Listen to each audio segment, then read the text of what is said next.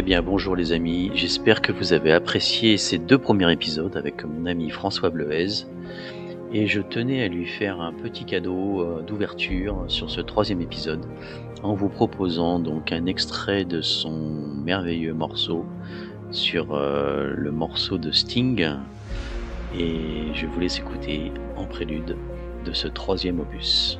Merci et à tout à l'heure.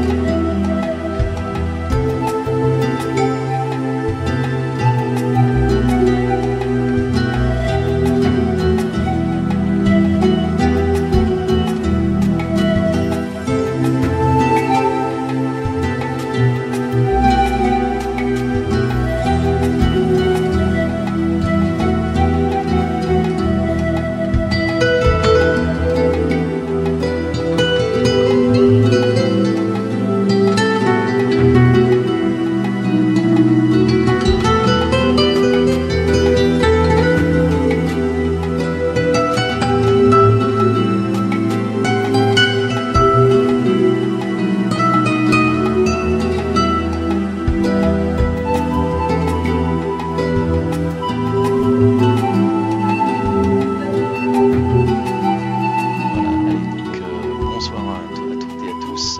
Donc vous êtes toujours sur la chaîne de Hervé, donc HR Design Prod, et sur la chaîne de François Bleuez, bien sûr, puisque François va mettre en ligne les 2 premiers épisodes qu'on a déjà effectués ces derniers jours. Et donc on attaque l'épisode 3. Et donc ce soir, François va nous présenter le programme de la soirée. Bonsoir à Je tout le vous... monde. Bonsoir. Alors, j'insiste pour que vous commenciez dans l'ordre ces épisodes, sinon vous allez Important. peut-être ne pas comprendre pourquoi tel ou tel sujet est abordé ou pourquoi tel autre n'est pas abordé ou n'est pas, entre guillemets, abordé de façon complète. Et on a essayé de commencer par thème. Et donc, ce soir, le thème, ce sera de compléter la vidéo précédente de l'épisode 2 sur Mm. quelques, on va dire, manquements par faute de temps et aussi d'appuyer sur la question des contradictions, des conseils que vous voyez circuler sur des livres, des vidéos, de médecins qui ont, pour certains, des expériences, qui prétendent être réussies sur des patientèles et en fait, ils disent ou ils suggèrent des approches contraires, voire très contradictoires parfois et voir comment on peut intégrer le fait que ça n'est pas du contraire, mais c'est de la complémentarité pour certains cas de figure, certains individus ou certains groupes sanguins ou certaines pathologies et puis à certains moments. Voilà, et on peut arriver, en fait, en réfléchissant soi-même, à dégager une vérité qu'eux-mêmes ont encore du mal à publier en se mettant tous d'accord. Mais j'espère les Vaste aider. programme. Ouais. Voilà.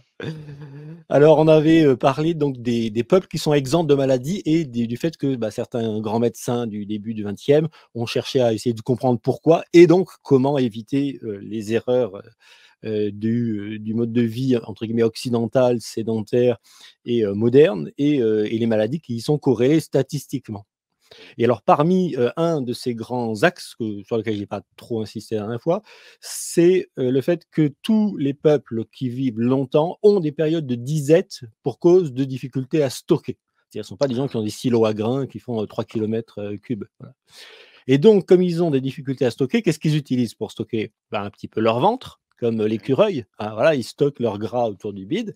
Et donc, ils s'adaptent un petit peu au fait de pouvoir stocker quand la récolte est bonne. Ils s'adaptent aussi au fait de ne pas faire des conserves basées sur la cuisson ou sur des modes, on va dire, agressifs, comme par exemple l'irradiation des aliments ou le fait de mettre un spray de produits en surface avec après des sucrines qu'on voit en supermarché, on les garde et puis elles ne s'abîment pas, ou un McDo, ou, voilà, des choses qui, alors laissées à l'air ambiant, à température ambiante, ne moisissent pas alors qu'il y a de la viande et qu'il devrait y avoir normalement des bactéries qui travaillent, voire même des mouches qui devraient en être. Voilà, donc en fait, il y a ces questions de comment fait-on pour vivre une période de quelques semaines, comme dans la cure André Gernaise, où on va pouvoir se débarrasser de tout un tas de surcharges pondérales, de surcharges toxémiques, voire des fois de cellules cancéreuses qui se sont un petit peu incrustées ou qui ne sont pas vraiment des tumeurs malignes, mais qui sont un peu on va dire voilà, des excroissances parfois de quelques cellules, ou parfois aussi le fait de considérer que le cancer, il est aussi lui-même, d'une certaine façon, un amortisseur à la toxémie interne, à savoir que, outre ces réactions donc dans les cellules cancéreuses qui n'ont pas pu évacuer les toxiques, il devient aussi un outil de stockage. C'est une sorte de grand garage dans lequel on stocke finalement tous les déchets, ou qui finit par stocker inévitablement tous les déchets pour le simple et bon fait qu'il ne les relâche pas. Donc en fait, voilà, c'est pas seulement un coffre à déchets, c'est aussi la cellule qui sait très bien que l'organisme n'arrive pas à sortir les déchets par, on en avait parlé, la transpiration, les pieds, et cetera, le lavement des pieds ou la négativation très dynamique. Et donc, sachant que ces toxiques ne pourront pas sortir, ces cellules ont la gentillesse aussi de ne pas les relâcher à un moment qui n'est pas le bon. Mais vu que Ah ouais. c'est jamais le bon moment, à la fin, garde, c'est comme les gens qui explosent en colère. Et là, la cellule, après, effectivement, le noyau Saturé. grossit. Voilà, elle est saturée au niveau du noyau de tout un tas de déchets qu'elle ne peut pas relâcher vers l'espace intercytoplasmique. Et après, comme il n'y a plus les fameux 100 millivolts d'écart avec le milieu extérieur, mais que ça s'est rabougri à 50 ou 20 ou même 0, à la fin, il n'y a plus d'échange qui soit tiré par une exfiltration par le différentiel électrique. Mm. Alors, dans toutes ces théories de régime, on va dire, qui sont censées améliorer la santé sur la base du paléo ou du cétogène ou de ces cures, il y a parfois des notions d'équilibre ou de normalité. Alors on dit qu'il faut, entre guillemets, manger équilibré, mais c'est un mot qui veut strictement rien dire parce que l'équilibre, c'est une balance avec voilà, un truc qui reste en équilibre parfaitement. Mm. Hein, il ne faut pas tricher sur le positionnement ou le point d'équilibre. Mais où est-ce qu'on met l'équilibre? Dans quoi, vu ce qu'on a constaté sur les peuples qui vivent assez correctement et qui ont un bon microbiote? Eh bien, par exemple, pour les Inuits ou certains Indiens de l'Alaska, du Grand Nord, eh bien, il y avait une variété finalement d'aliments qui était très pauvre. Et pourtant, ils arrivaient à être en bonne santé. Pareil pour certaines tribus d'Afrique, on a vu que des fois, il y avait peut-être pas des monodiètes, mais ils avaient 5 ou 6 aliments principaux, dont 2 ou 3 qui correspondaient à 70% de leur apport à l'année. Moi, j'ai connu un prêtre qui s'appelait Emmanuel Doblin en 2005 à la paroisse où je suis organiste. Et en fait, ce prêtre, il avait vécu pendant quelques années en Afrique. Il m'avait dit, bah, là, pendant que j'étais en Afrique, en tant que prêtre, on a mangé pendant pas mal d'années des patates et des mangues. Et des fois, quelques autres trucs qu'il m'a donné. Il m'a cité quelques aliments. Alors lui, bon, sa santé, c'était pas top, mais il y a des peuples qui arrivent à ne pas avoir la plupart de nos pathologies modernes avec finalement une restriction. Et on pourrait se dire, alors s'ils mangent peu d'aliments, ils y sont très bien habitués, ils les digèrent bien, ils savent optimiser. Alors voilà, il y a une notion du fait que ce qui est bien pour nous, c'est pas forcément ce qui est varié ou ce qui l'est pas, et cetera, ou le cétogène ou pas le cétogène, mais c'est en fait, ce à quoi on est adapté par l'anthropologie ou le groupe sanguin, qui est un héritage, on va dire, de l'évolution anthropologique. Donc, je rappelle, c'est pour O, c'est la viande et toutes les formes de viande. Pour B, c'est les bergers avec surtout de la viande de mouton, de chèvre et des laitages et des fromages. Et ça vient du Mhm. fond des temps, from age, évidemment, le from âge. Et Ah puis, bien. à partir du groupe agriculteur, moins 10 000, moins 12 000, bon, ce sera l'agriculture, mais avec le problème des caries qui arrive à cette époque-là, de façon dans ce qu'on a retrouvé des ossements, et puis le AB qui serait plus récent, qui serait autour de 0 ou un petit peu avant avec le Christ. Et donc, il serait adapté un petit peu aux deux modes, à la fois de l'agriculture, à la fois le nomade qui utilise, on va dire, les fruits ou la production du troupeau de moutons. Mmh. Et donc, voilà, on s'aperçoit qu'il y a des peuples adaptés à des sortes de monodiètes ou des diètes à 4 ou 5 aliments, principaux, dont 2 ou 3 comme, au Brésil, le manioc ou parfois, Mmh. voilà, le millet, le mil en Afrique, qui constituent, un élément principal. On voit aussi, que, la notion de récolte et de stockage, elle est gérée autrement. Alors nous, on avait jusque dans les années 40 avant les frigos, la fermentation lactique, donc on faisait les cornichons lacto-fermentés, les choucroutes et ça prolongeait la saison. Et pour ceux qui se demandent, bon, bah, comment on pourrait, respecter les saisons? Parce que dire respecter les saisons, c'est bien gentil, mais aujourd'hui tu vas dans un supermarché, presque il faut avoir, tu sais, les graines avec les semis et connaître les périodes où on plante et les périodes où on récolte, comme il y a marqué Mmh. dans les Bah, les oui. les trucs de potager là, les périodes, voilà, de récolte. Et donc à partir de là, en fonction de la latitude, on pourrait deviner à peu près ou de la température, ce qui serait adapté à notre localité. Mmh. Donc, il faut par exemple, je prends l'exemple des châtaignes. Châtaignes, il y a une saison, hein, ça commence en général, fin novembre, début décembre, et puis si elles sont fraîches pendant un mois, après c'est terminé. Et donc après si vous en mangez en conserve, comme de toute façon on est obligé de les cuire les châtaignes, bah, c'est pas un problème là d'avoir une pasteurisation de cuisson. Donc les châtaignes ne sont même pas conservées sous vide, elles sont sous air, peut-être sous azote maintenant, je sais pas, bon bref, quand j'ouvre le pot, moi en général, il fait pas 3 jours, même en 800 grammes, et puis j'évite de les manger, dire après avril.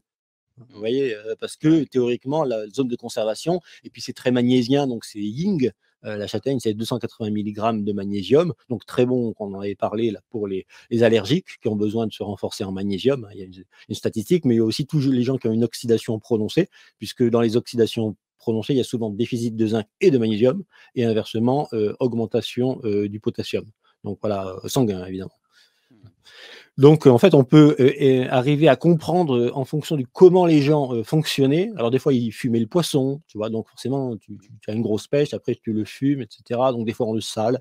Alors voilà, ça a aussi des implications en termes de salé, mais bon, on gratte le sel parce que le sel était réutilisé, hein, Ah oui. plusieurs fois. Donc, oui, oui, parce que ça coûtait cher. Il faut imaginer que moi, j'ai visité heu, une mine de sel. Alors c'était du sel rose, hein, c'est un peu un sel gemme avec lequel on fait les lampes de sel à Wieliczka en Pologne, Mmh mh. et on nous a montré un bloc de sel qui faisait, allez, même pas ouais, un tiers de mètre cube à peu près, le tiers d'un mètre cube, et ça valait le prix d'une maison. C'est fou. Et pourquoi? Parce que ça sécurisait le fait de passer l'hiver sans mourir de faim. Mmh. Et on grattait, on mettait sur la viande, on mettait sur les trucs et ça pourrissait pas. Alors le froid, alors les pommes par exemple, on les enterre 1 mètre sous terre en Pologne, comme ça passe l'hiver et 4 mois après elles sont bonnes à manger. Donc il y a des techniques, voilà, pour prolonger des aliments de quelques mois, la lactofermentation, la cuisson, voilà, mais si on imagine que manger de saison, c'est manger ce qui est produit à l'instant T sur les 2 ou 3 mois où c'est marqué sur les fameux semis avec la zone de récolte, plus 2 ou 3 mois après, ça suffit complètement. C'est juste, il faut Mmh. un petit peu les étudier, les regarder, ou quand vous allez dans une jardinerie, vous prenez les semis et vous regardez: «Ah tiens, le chou-fleur, c'est telle période», et cetera, et cetera. Tiens, à propos du chou-fleur, je vais rebondir un peu sur la langue des oiseaux. En fait, il y a des aliments comme le chou-fleur qui peuvent se manger crus, mais cuits aussi. Alors à votre avis, il vaut mieux quoi? Avoir une bonne mastication et le fait de saliver, qu'est-ce qu'en économie d'énergie, de bois qui se paye, et cetera, à quoi l'homme est habitué? Tout simplement. À manger cru, ce qui peut être Oui, mangé cru, et à c'est vrai. manger cuit, ce qui doit l'être lorsqu'on n'a plus ce qui se mange cru. Voilà. Forcément, c'est Ah oui. une évidence, ça mettra tout le monde d'accord sur le plan de la préparation de l'organisme historiquement. Ça, donc le chou-fleur, ne le mangez jamais cuit. C'est très simple, sauf si vous avez des intestins tellement fragiles, bah, vous vous faites un prorata au début Mmh. sur ces, techniques, naturopathiques. Vous faites, allez 3/4 cuit et un petit morceau cru, et vous faites ça une fois, 2 fois, 10 fois jusqu'à faire du 50-50 puis du 80-20, et puis, voilà, vous vous dépatouillez avec vos problèmes comme des grands, mais vous allez, inévitablement, revenir à quelque chose où au moins il y aura eu les bactéries qu'il y a naturellement dans ces, ou les phages qu'il y a naturellement dans ces aliments, et donc ça va vous permettre en fait un réensemencement régulier et avec des bactéries ou des phages qui vont être adaptés à la digestion. Alors pas toujours en quantité, mais comme grâce aux fibres et la levure de bière, vous allez pouvoir faire remonter la production de ces phages ou de ces bactéries, eh bien, vous allez pouvoir quand même digérer. Puis de toute façon, ce qui est cuit est plus facile à digérer du point de vue du transit. Mais c'est vrai. justement aussi, qui dit du point de vue du transit, dit c'est pas au niveau du relargage des sucres et de la glycémie, ça peut, causer des problèmes. Voilà, donc j'aimerais vous amener sur un terrain où c'est pas moi ou quelqu'un ou un médecin qui va vous dire quoi faire, c'est juste vous réfléchissez: «Est-ce que ça peut être mangé cru? Oui. Est-ce que j'ai les dents pour? Oui. Est-ce que j'arrive à mastiquer sans m'exposer les gencives, le chou-fleur? Ouais, ça passe, ou sinon on le coupe un peu, on le hache menu avec le truc là, comme ça, comme on faisait pour les oignons, quoi, Ouais, c'est voilà». ça, ouais, c'est le principe, ouais. Plus c'est fin, plus mieux ça passe, hein. Voilà. Alors après, j'ai oublié de dire aussi pour les allergiques, parce que ça fonctionne bien, le produit Cannes, il fonctionne aussi très bien pour les allergies. Pour la question des caries, parce qu'il y a un commentaire sur, une des vidéos, le sucre complet, ça fait 60 fois moins de caries. Et si il est cru, parce que s'il est cuit encore dans une confiture, par exemple, ça pose un problème parce qu'en fait, les Mmh. confitures, elles se liquéfient trop avec le sucre complet. Donc certains, ils rajoutent de l'agar-agar, ils Ah rajoutent oui. des algues ou des fois de la xanthane. Je vois des trucs avec de la gomme guar ou xanthane, bon bref. Donc on rajoute pour donner de un épaississant, de la consistance, et il y a des fois certaines substances épaississantes qui sont pas bonnes, hein, pour la santé. Donc voilà, à part, gomme de guar ou xanthane ou agar-agar, vous évitez évidemment les émulsifiants et épaississants et les trucs comme ça. Mmh. Enfin, c'est un conseil que, voilà, que je pratique et qui est reconnu pour la santé. Oui, dans les civilisations aussi qui n'ont pas de cancer ou qui en ont 5 pour 10 000 quand nous on en a 1 sur 4. Oh là là, c'est fou. Excusez-moi de me moquer de l'occidental sédentaire. Donc en fait, les civilisations anti-cancer, elles consomment du kéfir et du kombucha, et on Eh ouais. s'aperçoit que ces bactéries, en fait, qui sont des sortes de champignons de la steppe là, permettent finalement de faire, avec un sucre, qu'on leur met, donc on a une sorte de mer Mmh. de champignons, c'est-à-dire une sorte d'éponge de champignons Mmh. avec s'est développé. On leur ajoute des éléments sucrés, des fruits, du sucre. Alors là, c'est du sucre blanc ou du sucre roux. Pas de sucre complet parce que ça tue le kéfir. Et pour le kombucha, au bout d'un certain nombre de fois où on a multiplié, le sucre complet, il a aussi du mal. Donc malheureusement, là, la kéfir notamment, ne se fait pas avec du sucre complet. C'est pour ça qu'il ne faut pas non plus en abuser. Mais le sucre est transformé en électrons. Donc c'est pour ça que c'est pétillant un peu comme un orangina. Et Ah ouais. ça, au niveau de la santé, ça réensemence. Et il ne faut pas, par contre, en prendre des quantités astronomiques. Parce qu'on peut un petit peu aussi se déséquilibrer. Là, il y a une notion d'équilibre avec les autres bactéries, Ah ouais. tout en sachant qu'il y a toujours du polymorphisme. Et à chaque fois que vous ferez, entre guillemets, une bêtise avec un conseil microbiotique non adapté, il y a de fortes chances, pour que ça se rééquilibre dans les protocoles que nous avons définis avant, notamment avec Mmh. l'argile verte et du réensemencement régulier pour, remettre quelque chose d'assez standard, homogène. Ce qui m'amène aussi à vous rappeler, parce qu'il y a un spécialiste français qui s'appelle docteur Beribi, du microbiote, qui a inventé la fameuse médecine microbiotique, qui lui, en fait, explique qu'on a donc 1,4 kg de bactéries dans le corps, c'est-à-dire c'est notre plus gros organe. Il y a rien qui pèse plus, à part la peau bien sûr, 5 kilos. Mmh. Mais sinon, bah, os par os, bon, si on prend les os dans leur ensemble, voilà, ça pèse plus lourd. Mais os par os, il y a pas d'os, qui pèse, plus qu'1,4 kg. Peut-être le bassin, faudrait voir chez certaines femmes, un petit peu là, mais sinon je crois pas. Et en fait, il y aurait 39 000 milliards de bactéries. Alors c'est marrant 39 parce que c'est le même chiffre gématrique que Dieu, joie, Graal, Mmh. Magdala, et aussi c'est le ratio entre, la puissance dans l'univers des forces électriques sur les magnétiques. Il y a un ratio qui est à 10 puissance 39 0, je crois. Je ne voudrais pas dire de bêtises, il faudrait que je revoie le livre des frères Bogdanov, et il y a un autre, livre aussi qui parlait de ça. Donc en fait, il y a le 39, on le retrouve. Alors honnêtement, je ne sais pas si 39 000 milliards, c'est monsieur Beribi qui lui a un intestin bien travaillé parce qu'il est maître du sujet, ou si c'est monsieur tout le monde, parce que monsieur tout le monde a un appauvrissement. Donc je Mmh. ne pense pas que ce soit une moyenne. Je pense que ces moyennes ont été faites justement, non pas sur une norme, mais sur des mesures, sur des gens sains, à un moment donné, hors pathologie. C'est pour ça qu'on peut après voir quel est l'état pathologique quand il en manque sur ces 1,4 kg de bactéries. Si on n'en a qu'1 kilo, ben, il nous en manque 30, et voilà. Ah ouais. Et c'est ça aussi, qu'il faut corriger, quoi. Alors, il y a aussi des questions qui se posaient inévitablement, par rapport à ce régime, cétogène que certains ils appelaient le keto, puisque si on réfléchit on va dire à l'anthropologie et au paléo, on se dirait bon, en fonction de ce qu'ils trouvent, peut-être des chasseurs, des fois ils trouvent des proies et puis ils ont pas de fruits, ils sont dans des zones où il y a pas de fruits, donc ils peuvent être adaptés à manger de la viande pendant 3 jours, 5 jours, 10 jours, le mammouth 15 jours, 1 mois Mmh. à 30 dessus ou 200 peut-être le mammouth, voilà, il faut faut y aller vite pour qu'il y ait pas les mouches qui pondent dessus, Bah tu oui, vois? c'est ça. Ou il faut avoir les herbes de Provence, ou les odeurs ou faire de la fumigation, il y a des techniques, hein, qui ont été sûrement repérées pour faire fuir les mouches. S'il faut entretenir le feu autour du mammouth pour que les mouches, elles y viennent pas, bon, 2 jours de feu, on s'intoxique par les particules Ouais. des particules fumées. Voilà, il peut y avoir des stratégies qui ont été faites qui font que les hauts pourraient être adaptés à manger pendant quelques jours ou de façon prolongée uniquement une sorte, d'aliment, par exemple, des protéines,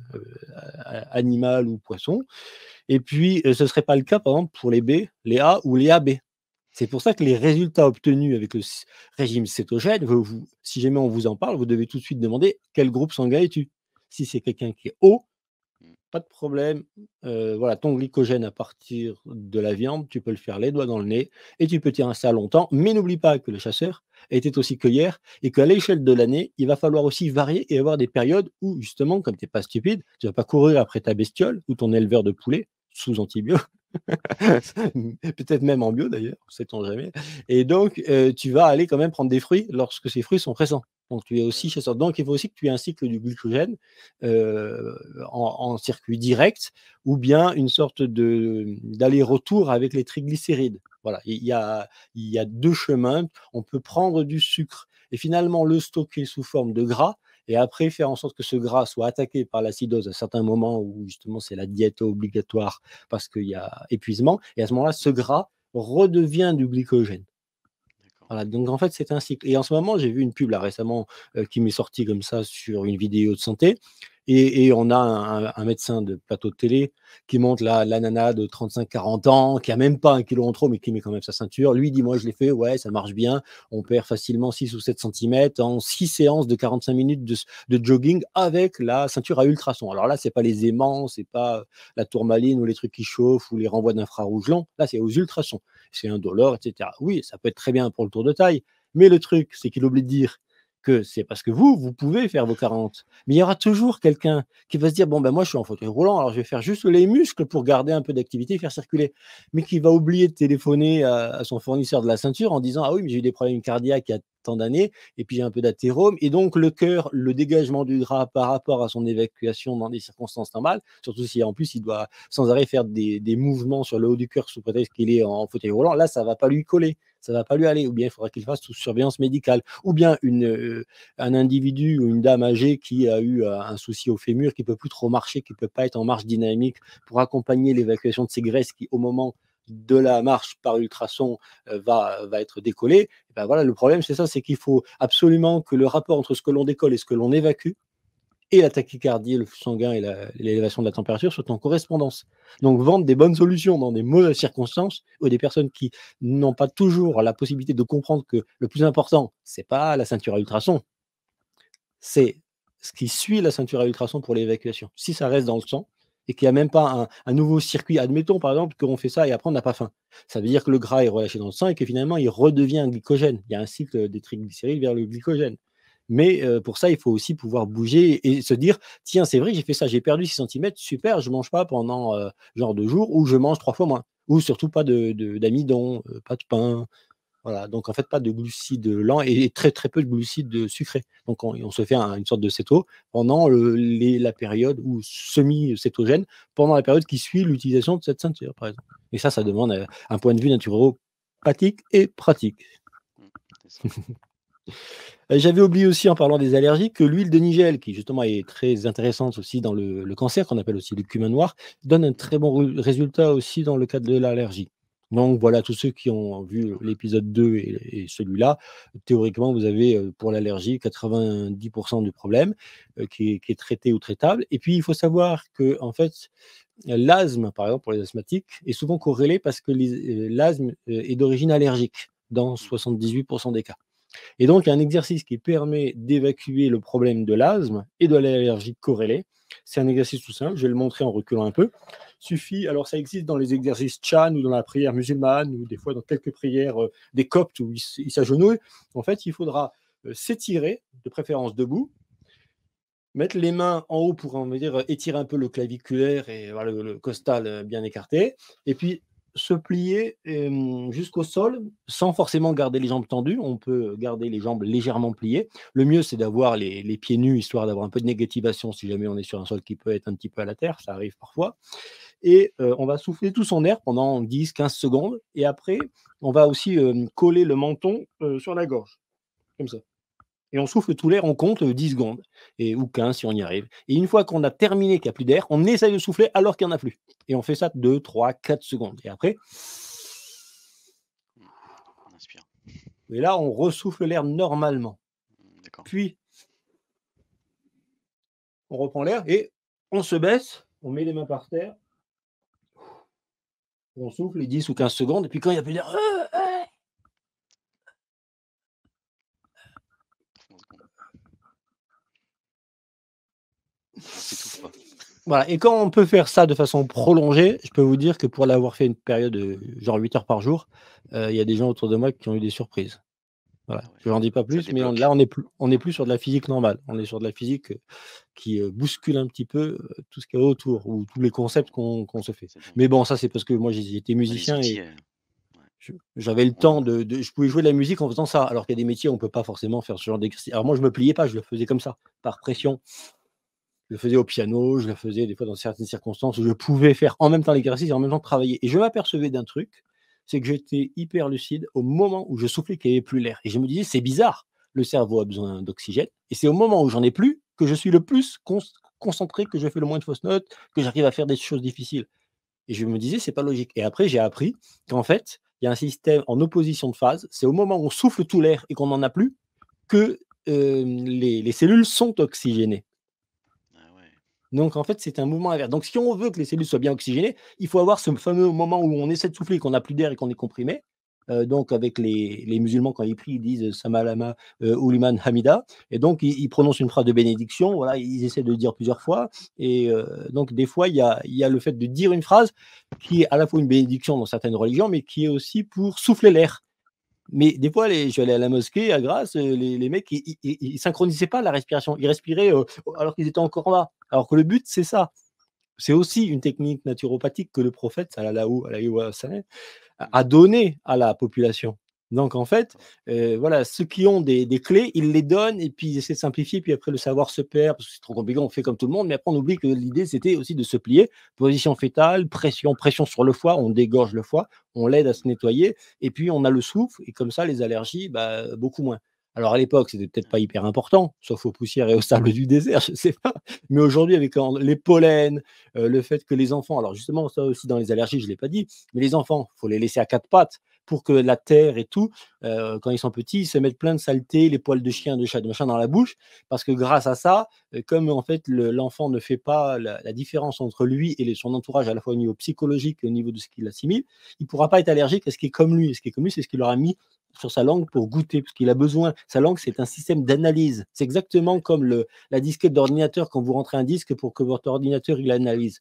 La langue, c'est le truc qui sort et puis on met le disque et ça rentre. Voilà. C'est exactement ça, Pareil. techniquement, au niveau des saveurs et aussi des informations qui pourraient faire sécréter par le cerveau immédiatement certaines substances ou au niveau des poils de la langue. Vous savez, quand vous avez un truc amer ou quoi, tout de suite, la langue, elle fait. Elle réagit en devenant rêche, en devenant sèche, et donc elle rejette un aliment.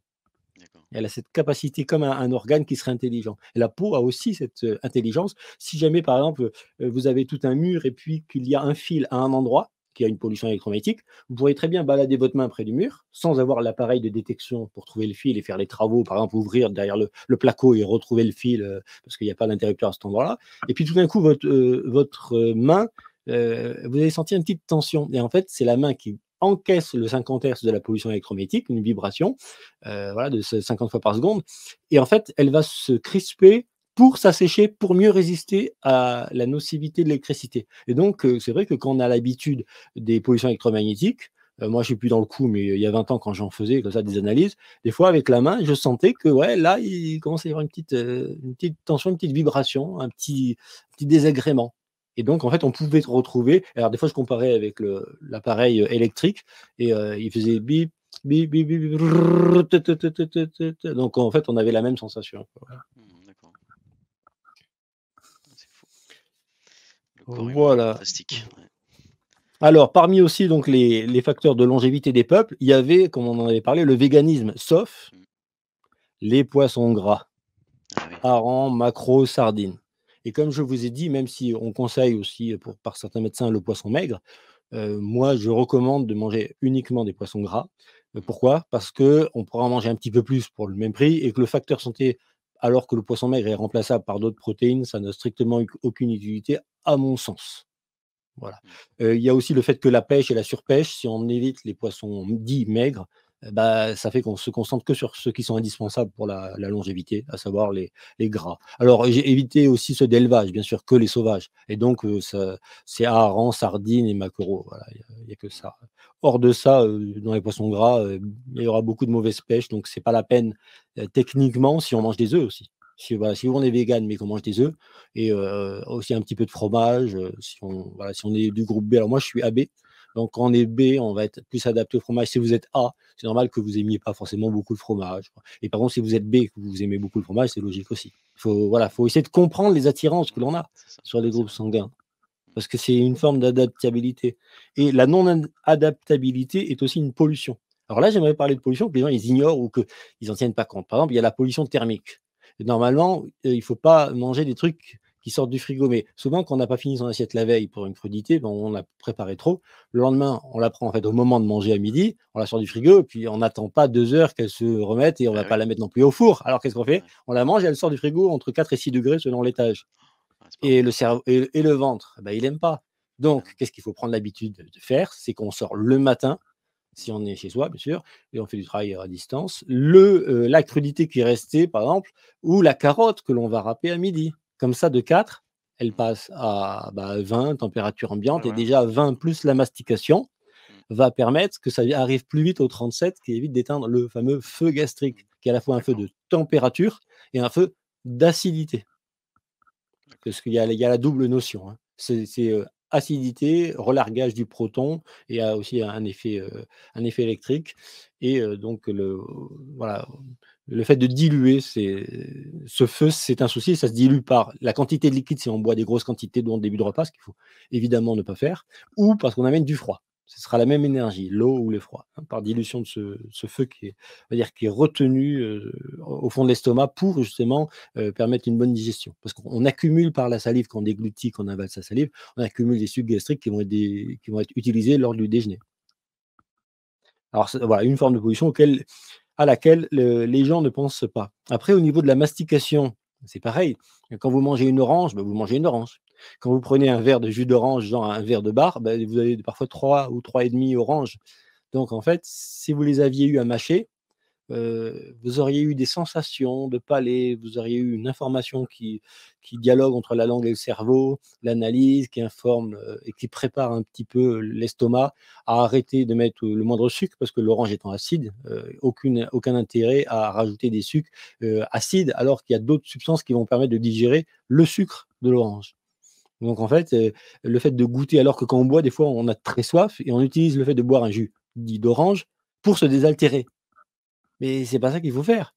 Ou bien il faudrait le diluer fortement. Voilà, moi, quand je bois des jus de fruits, je les dilue par un facteur 10, voire 20. C'est le minimum syndical pour éviter ces effets de choc, choc adaptatif, à la fois à la glycémie ou voilà, la non-préparation des sucres qui se modifient par rapport à la sensation, du goût. Outre que le jus d'orange, il est gardé où? Au frigo. Toujours, hein. Bah oui. Alors que si tu prends du robinet, même charbon actif, Brita, de l'eau et que tu rajoutes un petit peu de ton jus d'orange à 5 ou 10 au fond de ton truc, là, tu peux pas te faire un écart thermique avec 5 ou 10. Mince. Mmh. Ça reste à 20 degrés. Tu bois, tu déglutis tranquille, voilà, ça passe à 35, 37 et peinard. Voilà. Donc ça, c'est vu. Ah oui, il y a aussi une pollution, à laquelle les gens ne pensent pas et elle est énorme celle-là et je m'en suis, rendu compte moi-même lorsque j'ai fait mon potager en permaculture. Je me suis fait une serre de 60 m². C'est qu'en fait, l'odeur, le Mmh. fait de ne pas en avoir, c'est une pollution. C'est-à-dire que vous sortez le truc du frigo, bah, vous ne le Mmh. sentez pas, vous le Ouais, reniflez pas. ouais. Je vous assure, je suis allé en fait, quand j'ai fait mon potager, c'était pour me préparer au cas où un jour il y a un événement qu'il faille, qui m'oblige à me dire: «Tu es tranquille, tu sais faire pousser 3 trucs», voilà. Mmh. Donc j'ai fait, des petits légumes tranquilles en montagne, peinard et en fait, j'en avais tellement que j'en donnais, aux élèves. J'amenais des cagettes de légumes à mes enfants, ouais, le week-end ou à mes élèves. Mmh. Et en fait, plus j'ai fait donc ces légumes et moins je mangeais. Pourquoi? Parce qu'ils avaient tellement de goût, je les laissais aller à maturité, que je m'amusais à ne pas cueillir les tomates, à les voir se ratatiner. Je me dis: «Elle va être sèche demain, elle sera encore plus goûteuse». Mais avec l'humidité la nuit, ça retravaillait évidemment, binage et cetera, mulch, paillage Mmh. et au final, je la regardais la dernière série et quand j'allais dans la serre, je vous assure que rien que les odeurs, Ouais, c'est agréable. je n'avais plus faim. C'est-à-dire que l'odeur est en correspondance avec les aliments Mmh. et l'odeur est une nutrition, je dirais peut-être quantique ou émotionnelle, puisqu'on sait que le Ouais. quantique est lié au nez et à l'odeur. Mmh. Donc quand vous êtes dans ce milieu-là, qu'est-ce qui se passe? Votre cerveau dit: «Waouh, il y a de la bouffe à profusion, il y a des bonnes odeurs, il y a machin». Tu es bien, tu es peinard. S'il y a un souci, pas besoin de stocker, pas besoin de Mmh. stocker, tu es au jardin d'Éden, tu as les odeurs, tu as Ouais, tout. c'est ça. Donc c'est psychorassurant et donc Ça à crée chaque fois une tu penses que ça crée une satiété directement? Rien ça qu'en sentant crée les un effet psychorassurant qui est faux, d'accord. parce que si jamais il y a un incendie ou qu'il y a tu vois, Mmh. de la flotte ou de la grêle ou c'est mort et après pendant 2 mois tu as pas rien. Mais Mmh. comme tu le sens et que tu es habitué à ce que quand tu le sentes, ce soit dans une forêt, tropicale ou Ouais, ouais. luxuriante et cetera, c'est psychorassurant et donc tu te dis: peinard, cool, pourquoi stocker, quoi?» On est en Bah, ouais. pleine saison, il fait bon, on est en début de saison, tu stockeras Oui. en fin de saison. Bah, Ne oui. va pas te surcharger, c'est comme, voilà, remplir trop ton réservoir alors qu'il s'agit de courir, quoi.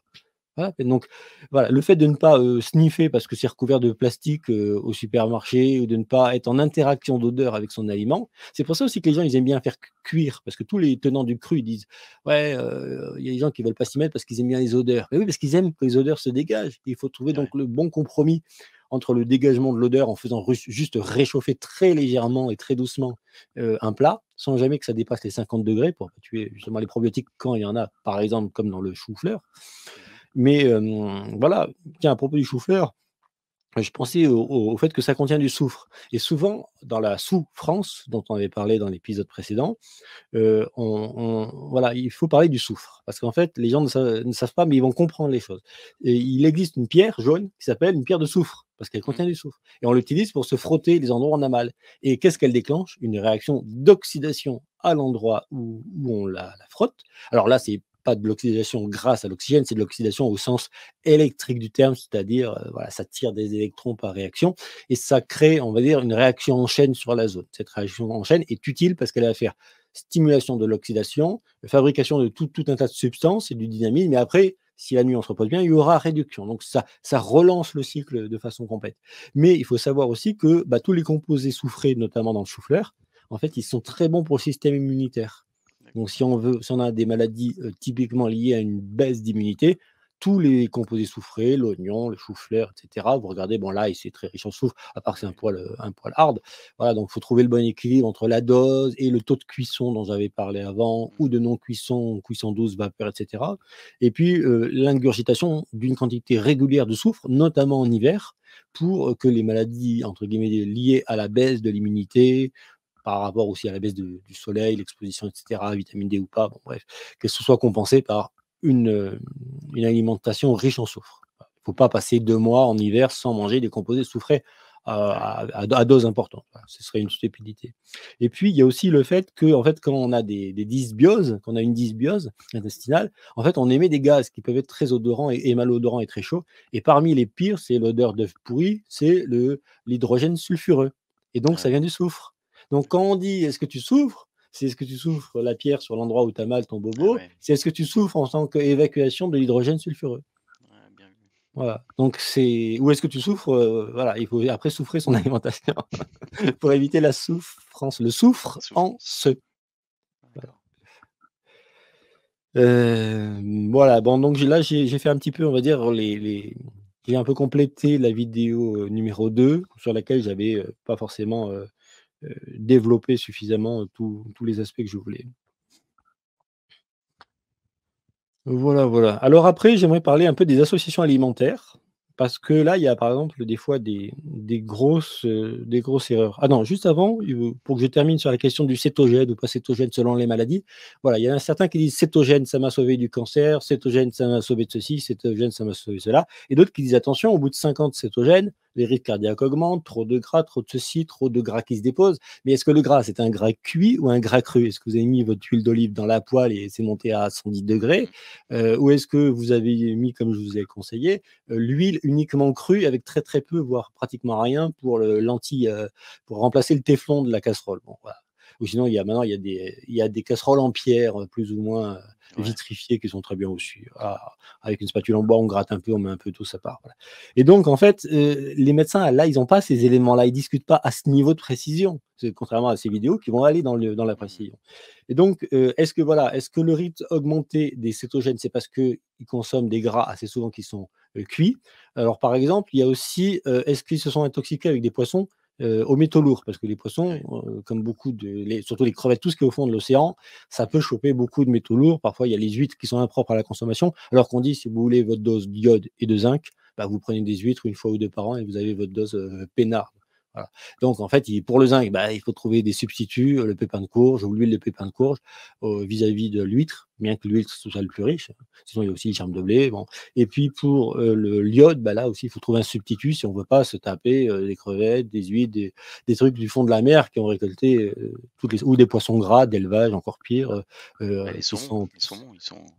qui mangent des viandes de poisson, des farines de poisson, des déchets. C'est une véritable horreur, quoi.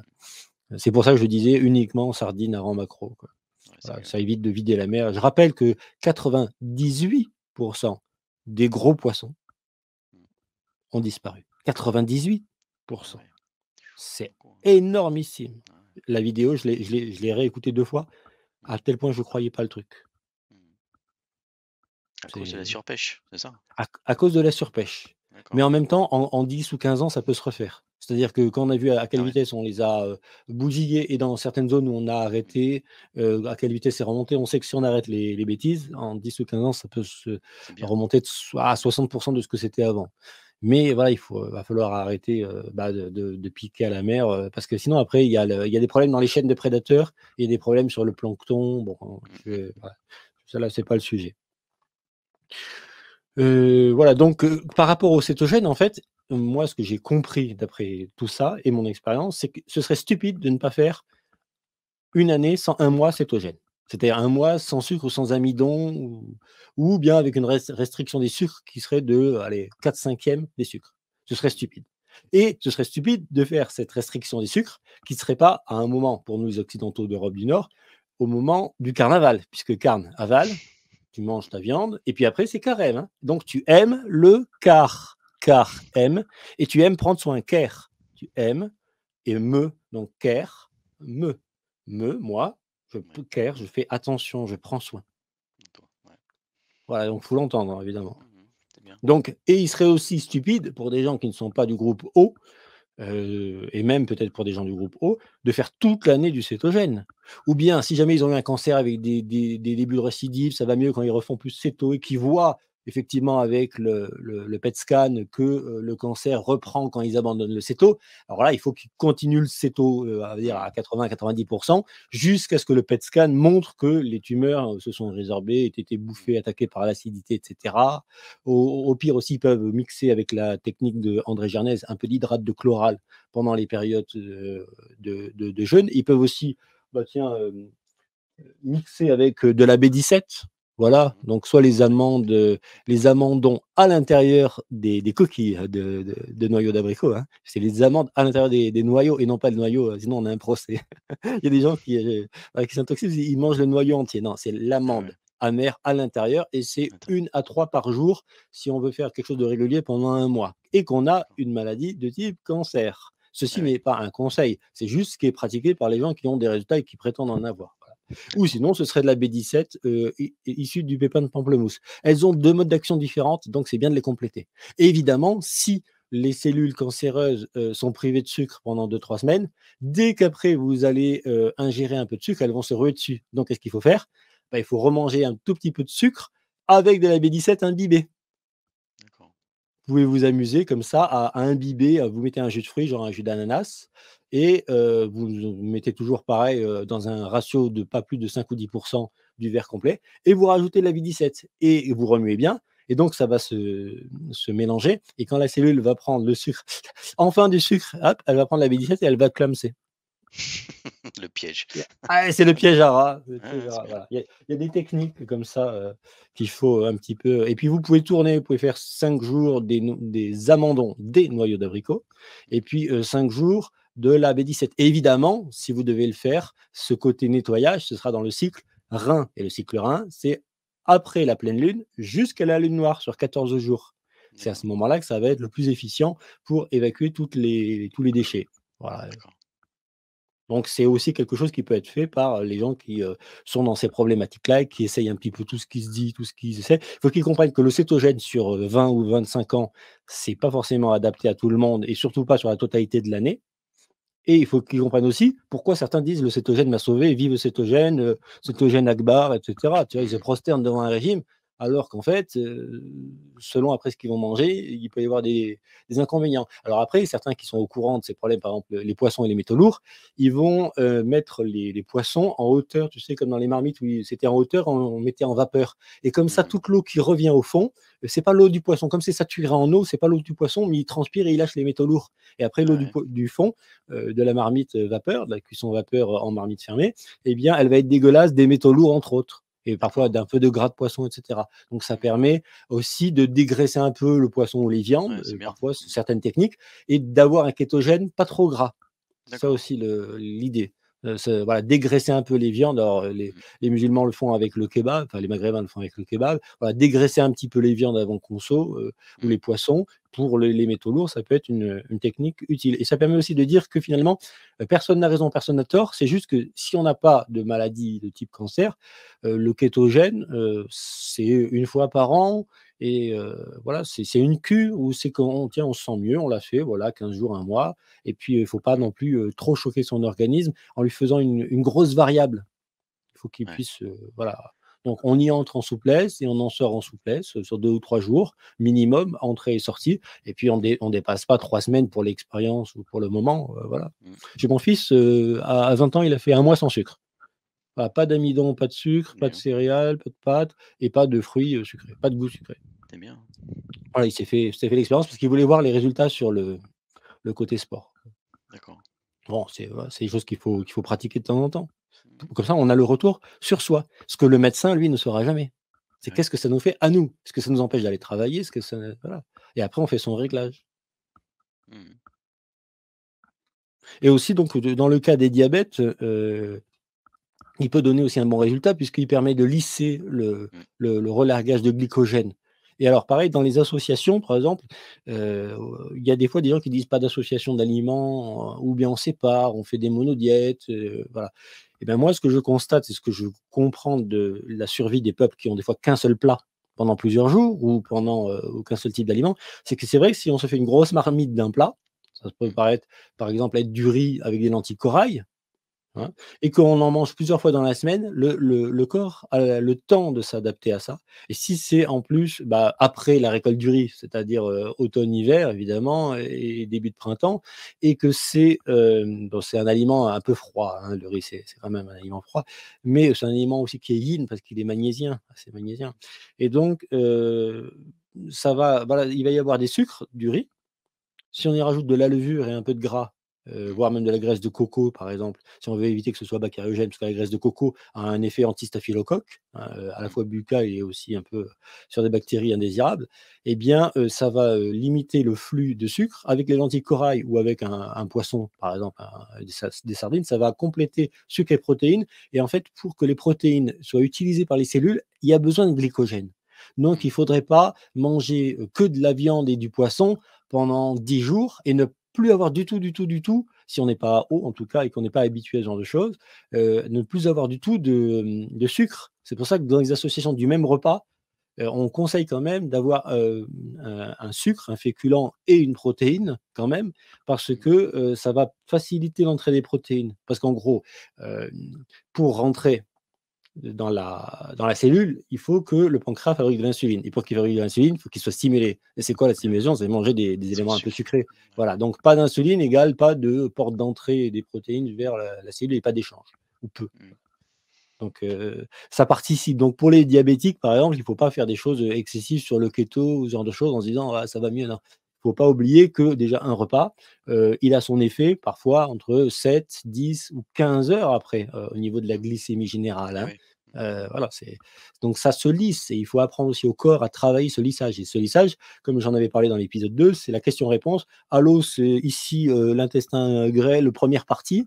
Le duodénum, il était hyper poreux, ce couillon, il a encore relâché trop de sucre. Est-ce que je t'envoie quelque chose? Toi, le muscle. Et le muscle va dire: «Ah non, le couillon, il a encore» ou bien il a des attaques bactériennes, la première partie. Il dit: «Mais tu sais que toi aussi, tu as des attaques bactériennes, 1re zone de l'intestin grêle, parce qu'en fait, tu as certaines bactéries qui sont en excès sur ton niveau et tu as une dysbiose, et donc elles ont abîmé ta paroi. Et toi aussi, entre le duodénum et cette première partie, il y a des petits trous, il y a des petites zones fragiles, et l'eau, le sucre, etc., et c'est le minéraux, passe trop vite. Tu me fais des grosses décharges où il y a une modification de la résistivité sanguine, et tu me fais aussi une modification glycémique, et tu me casses les pieds. Ah bon, désolé, je fais gaffe, j'essaie de lui envoyer par des phéromones les infos qu'il faut qu'il fasse gaffe, qu'il s'oriente vers tel ou tel aliment, mais tu sais, il m'écoute pas non plus. C'est ça qui se passe. En fait, les organes, ils discutent entre eux. Comment je gère le merdier que l'ego fait mal? En plus, aujourd'hui, il a encore pas bougé le cul de sa chaise, tu vois. Ouais, c'est ça. C'est ça sans arrêt, voilà. Donc en fait, Ça il s'en sortait pas. nous rappelle le sketch de Roland McDan, hein, qui nous parlait de ça là. Les Ah organes ouais? qui se parlaient. Ah, Tu je l'ai connais pas pas? vu. Tu connais pas? Faudra Ah, que je je te regarde. l'enverrai, ouais, tu verras. Mmh. C'est marrant. Voilà, alors dans les associations, donc globalement, ce sont les travaux de Shelton qui ont été, repris, récemment avec un peu plus d'expertise scientifique. C'est l'idée qu'il y a des aliments, qui se classent en groupes. Bon, les protéines, bon ça c'est clair, hein, viande, poisson, et cetera. Parfois, on a aussi quelques légumes secs qui ont quand même beaucoup de protéines, mais ils ne sont pas classés dedans, typiquement, parce qu'ils contiennent aussi parfois un peu de sucre, voire beaucoup, comme les lentilles ou les pois cassés ou les trucs comme ça. Il y a les aliments neutres. Ce sont principalement les légumes qui sont faibles en sucre et en amidon. Parfois quelques crudités, la salade, voilà, ou des radis qui vont être très faibles en sucre. Mmh. Et puis il y a la famille des amidons, et dans ces amidons, bah, il y a les petits pois, les patates, le riz, les pâtes, les céréales, les pains, et puis certains légumes secs ou des fèves. Et Mmh. puis il y a même des fois des, légumes que l'on penserait être plutôt des légumes racines, à ranger dans les neutres, mais non, la carotte, par exemple, ou la betterave, comme elles ont quand même beaucoup de sucre, elles Ah vont ouais. participer de ces fameux amidons, parce que, sur le laps de temps où elles vont délivrer leur sucre, elles sont assez proches d'un amidon de pâte, et voilà, ce sont des sucres qui restent rapides. Puis moi, je m'étais, intéressé au fameux jus, au jus de carotte, et cetera, et le problème, c'est que c'est trop bon, et le problème, c'est que le litre de jus de carotte, parfois, dans la journée, il est passé, et là, on a balancé l'équivalent de, Trop de sucre, quoi? ouais. Mais non, mais sans avoir mâché avec la l'amylase salivaire, la stimulation, et Mmh. cetera, l'usure dentaire qui nous dit: «C'est bon, il y a la dose, tu peux déglutir», et cetera, même des carottes râpées, mais je veux dire, c'est l'équivalent d'avoir mangé une douzaine, une quinzaine de carottes. 1 litre de jus de carotte ou 75 centilitres. Alors des fois, j'aimais bien aussi les lacto-fermentés, mais le problème, c'est que c'est addictif. Et à quoi on est addict? Bah, au fait que c'est bon, on n'a pas de lourdeur digestive. «Oh peinard, je peux aller travailler tout de suite après avoir bu ça, j'ai de la patate». Ouais, après le pic glycémique, c'est n'importe quoi. Ah Donc oui. il y a un souci avec des aliments, ça, c'est une pollution. Si vous pouvez prendre par dans un jus quelque chose qu'en mâchant, normalement, vous auriez pas pris, dans des quantités, aussi importantes du point de vue du sucre, vous êtes Mmh. pollué. Faut vous le dire, c'est une pollution Ouais, qui a ouais, la même virulence qu'une pollution industrielle. c'est vrai. Et après, il y a la famille des acides. Et donc, dans les acides, ce sont les acides au goût immédiat. C'est-à-dire, si on mettait, voilà, le pH mètre, c'est acide. Voilà, basta. Pas Mmh. la question si c'est acidifiant ou pas, ou si le citron qui est acide finit par être reminéralisant, et Ah oui. cetera. Non, Mmh. on n'entre pas là-dedans. C'est juste les acides qui contiennent aussi des fruits et qui vont susciter des réactions. Et donc, ce qu'on évite d'associer dans cette théorie, c'est, des amidons avec des acides. Voilà, et c'est pour ça que le fameux dessert, par exemple, prendre une orange en dessert, si on a eu, il y a des crudités et des aliments neutres, légumes, crudités assez neutres, puis une protéine, puis un plat avec un peu de riz, Mmh. bah, en fait, si on finit par une orange, on a tout faux. Ah oui. Et j'en vois qui font ça, moi, dans les repas. Je leur Ah non, explique, mais c'est peine jamais, moi. perdue, donc Ouais. voilà. Donc l'orange, elle se mange, 1 heure ou 2 après le repas, minimum, quel que soit le repas, que ce soit petit déj, si vous le prenez, que ce soit repas de midi, alors pas repas du soir, parce que là, repas du soir, ça finit par être trop tard en termes de charge de Mmh. sucre. C'est pour ça aussi que, comme, d'une façon paléo, le sucre il est consommé entre 13-14 heures et 20 heures, fermeture solaire, et bah, et le pic glycémique, il s'est adapté à ça. Donc, si vous avez des fruits sucrés et que vous voulez vous faire des petits plaisirs sucrés, bah, il faut vous les faire entre, bah, cette plage, c'est-à-dire, entre 14 et 20 heures, voire même 19 heures. Ce sera le Maximum, summum du ouais.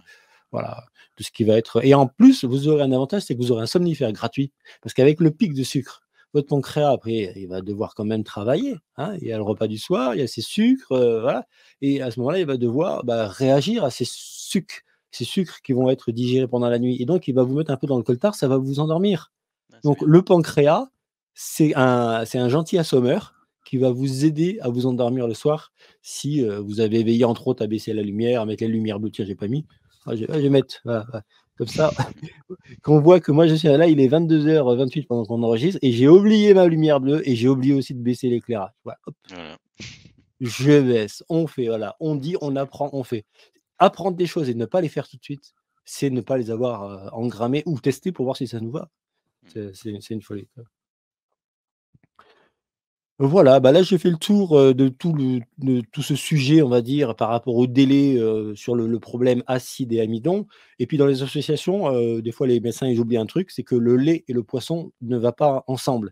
Pourquoi? Parce Ah qu'on peut ouais. faire de la colle des poissons avec du lait et donc dans l'estomac, il ne faut pas que ce soit dans la même, Ouais. périodicité.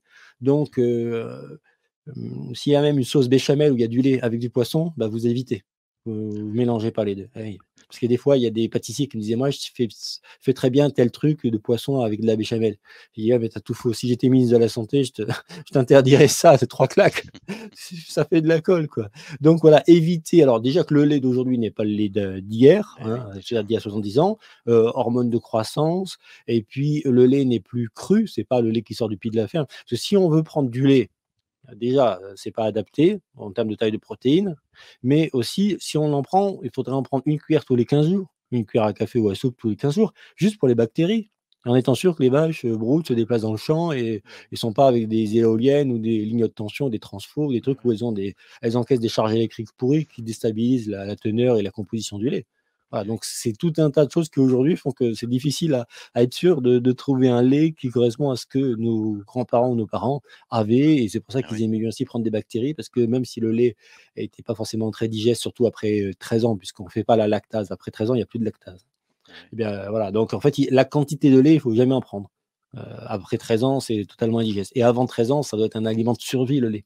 Voilà, une vache, c'est un aliment de survie, c'est un frigo, un frigo vivant.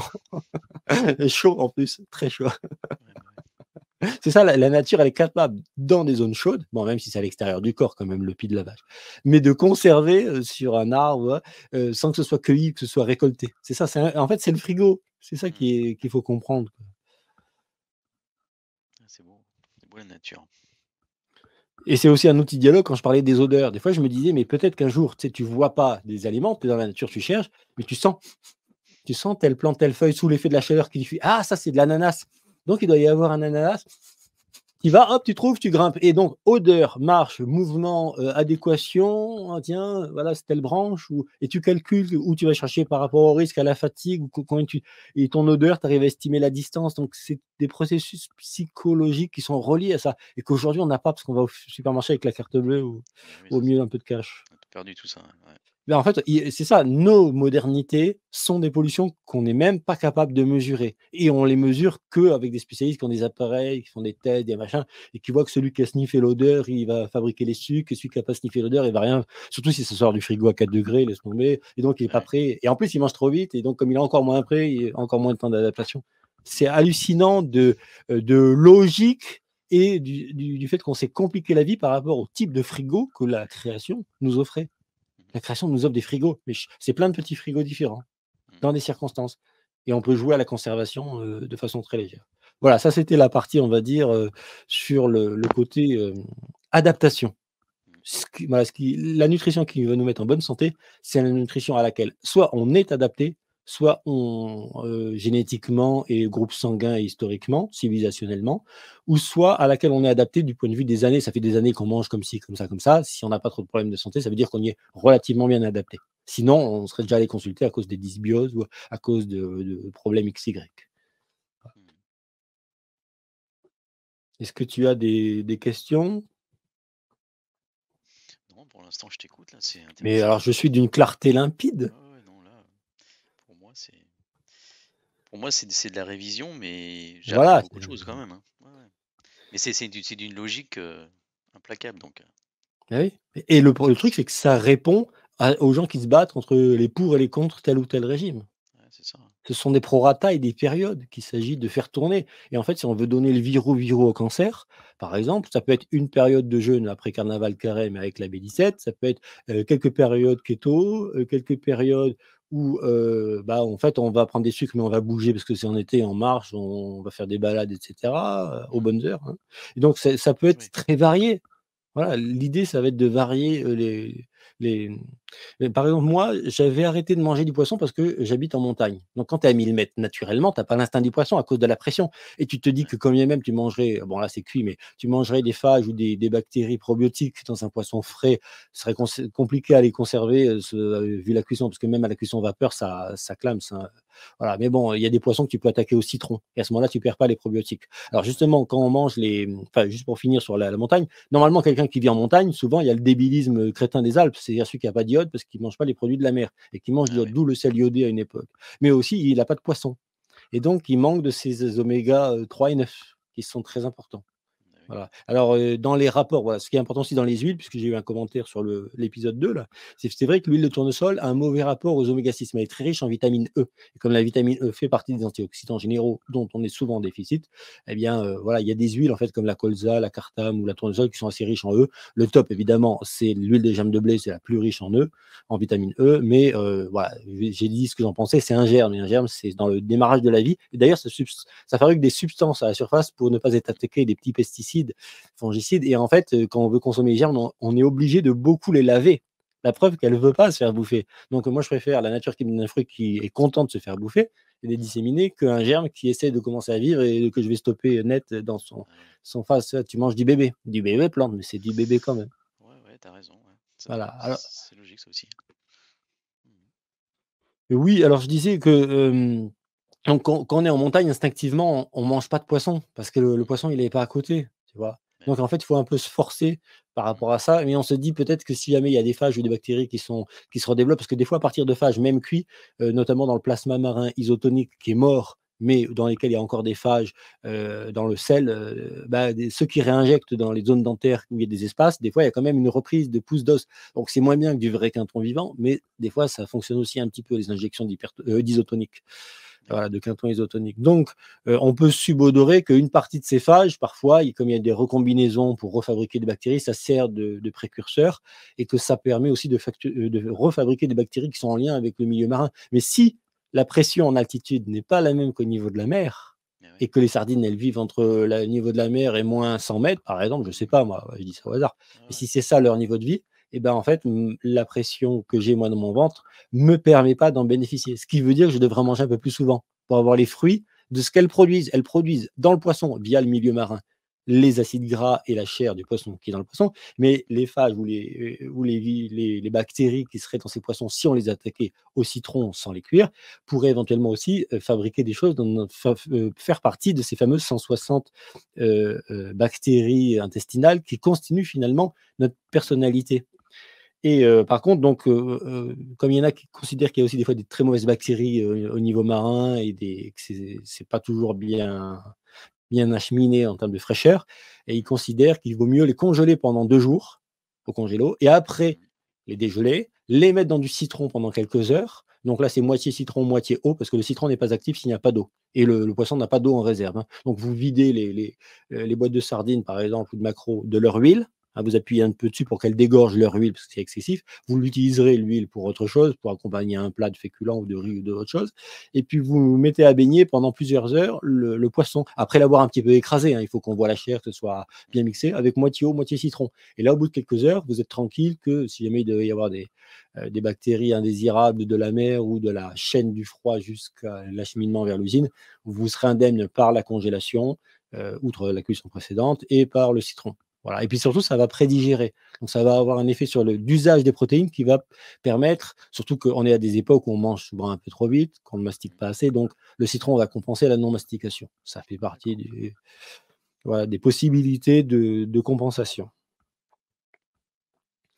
Aussi un autre aspect des civilisations qui vivent longtemps, c'est qu'elles ont, inclus dans leur mode de nutrition des aliments qui sont des aliments clés. Et parmi ces aliments, il y a des aliments qui ont été reconnus comme étant sur la chaîne des aliments qu'on appelle les alicaments, les fameux, l'ail, l'oignon, aussi les terpènes dans les brocolis, chou romanesco un peu moins, bon, ou dans des épinards, il y a aussi quelques, oligos, les artichauts pour la B9 et B12. Voilà, et donc en fait, on va chercher alors vous en aurez aussi de la B9 et de la B12 qui sont indispensables et très peu produites à partir d'un certain âge dans les intestins. Vous en aurez aussi dans les poissons gras. C'est aussi pour ça qu'avoir des apports réguliers, fréquents et intenses de B9 et B12, ça peut être, aussi une solution via le poisson gras, même si on habite en montagne et que ça pourrait paraître illogique. Voilà.